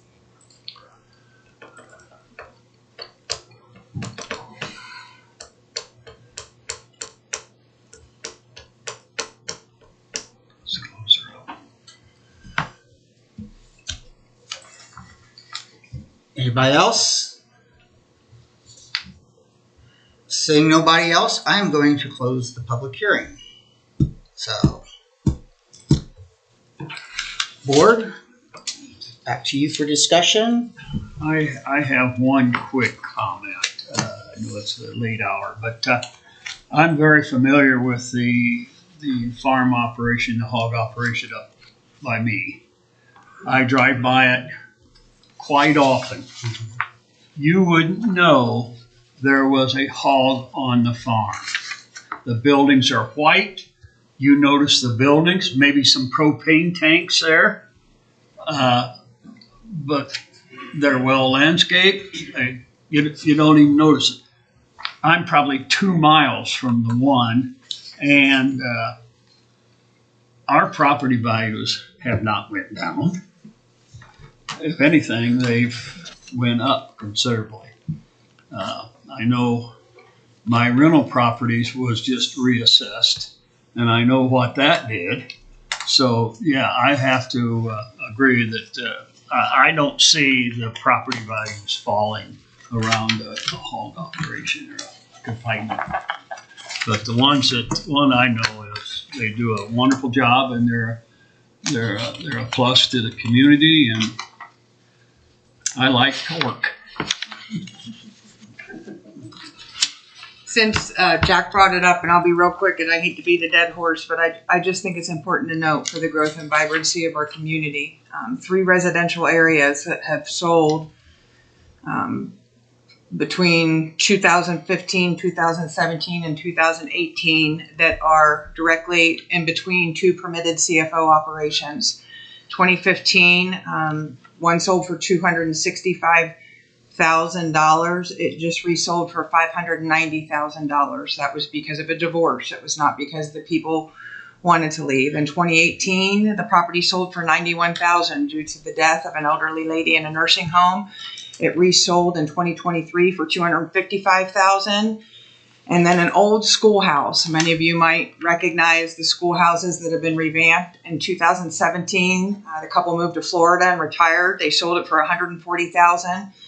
A couple moved in with their young son in 2020 and bought it, and then had to resell it for $159,900 due to a job transfer. That couple that bought it moved closer to be to Fort Wayne in 2023, and they sold it for $209,000. And this was essentially a one-room schoolhouse. So I think it's probably evident that regardless of where we're at, property values are very healthy, and I think you can be confident in knowing that your property values are as such.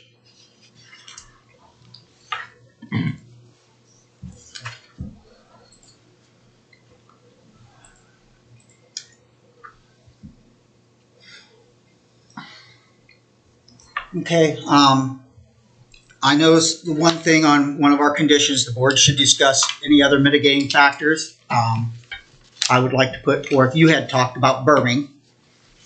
So essentially, and Mr. Coble had talked about some berming. I would like for, if you would get with him and see what you guys could work out on that to help mitigate that. If I'm, you can correct me if I'm wrong. I don't know exactly, but I would imagine these barns will have gutters on them to catch the rainwater that comes off, and also have perimeter tiles to help get that rainwater away. Will they not? They will have perimeter tiles to manage the groundwater around the tanks. They typically don't have gutters because of maintenance issues with ice and snow, but we do typically put a gravel buffer around these barns to catch that water and infiltrate it and move it into the ground rather than over the surface. Okay. And is there any other mitigating factors that the board might like to discuss? Seeing none, I'll entertain a motion. I would like to make a motion. We approve 25 WSE3 Doug and Terri Reiff on 8126 West 800 South, South Whitley, with the stated conditions. And I believe there were 6 of them, if I'm correct. That's correct. I'll second. Doug seconds. For a matter of clarification, Joe, you suggested a berming condition, right? You actually wanted to specify that as yeah, with the berming conditions that we. Okay, and I would suggest that replaces the written condition number 6. So, okay. Okay. Thank you.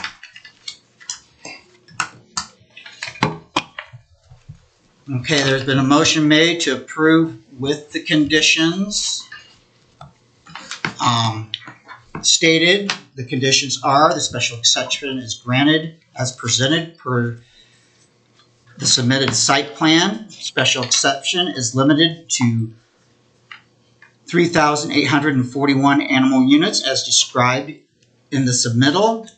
The existing woods to the south and northeast of the proposed site shall be maintained to constitute an effective visual buffer and screen. Some clearing and logging or other removal may be done if the effectiveness of the screening is maintained. Existing tree lines along the west and north property lines shall be maintained to constitute a visual buffer and screen as an alternative to maintaining the existing trees and woods as stated above. A landscape screen consisting of at least 6-foot conifer trees spaced no greater than 20 feet apart will be required no further than 300 feet from the footprint of the CFO if the existing woods and that is, anything is done with that and it goes away. Was there a second? Number 6, berms should be discussed to help with water flow and that away from the buildings and other properties. Does that sound correct? Can I ask for clarification? Yeah. Because I observed that the request was for the northwest corner area. And so is that the focus, or are you providing a broader focus to berming and water flow control?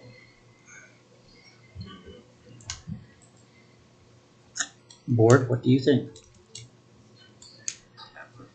My thought would be, since you're offering berming should be discussed, we're not putting it through, we're not stating for the entire area. We're just requesting it be discussed in the suggested areas, maybe. In suggested areas where mitigation may be necessary, additional mitigation may be necessary. Berming shall be discussed where additional mitigation is necessary. May be necessary. May be necessary. Okay. I may regret this, but discussed with whom? Adjacent property owners? I would say with the site owner. Site owner and his consulting firm. Okay. So they are engineering the project, so they would be the people to talk to. Brent, you have that noted? No, I'm not totally clear myself. Okay. Berming considerations will be discussed. With adjacent property owners? No. Okay. Berming discussions may be discussed with the property owner and his consulting firm.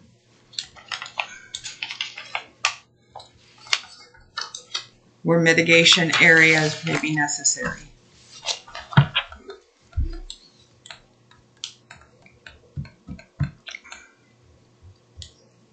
Got it. Okay, got it? Okay. We have a motion and we have a second to approve with conditions. All those in favor signify by raising your right hand. All those opposed? Passes 5-0. It is unanimous. So, okay, Nathan, do you have anything else for us? No, not tonight. We do have a couple things already filed. I believe already filed for next month. So we'll have a meeting already planned for next month. So. It's my birthday. You guys could sing. Happy I birthday, wish you Brad. happy birthday. You don't want me to sing. No Fair enough. So, the meeting is adjourned. Thank you very much, ladies and gentlemen.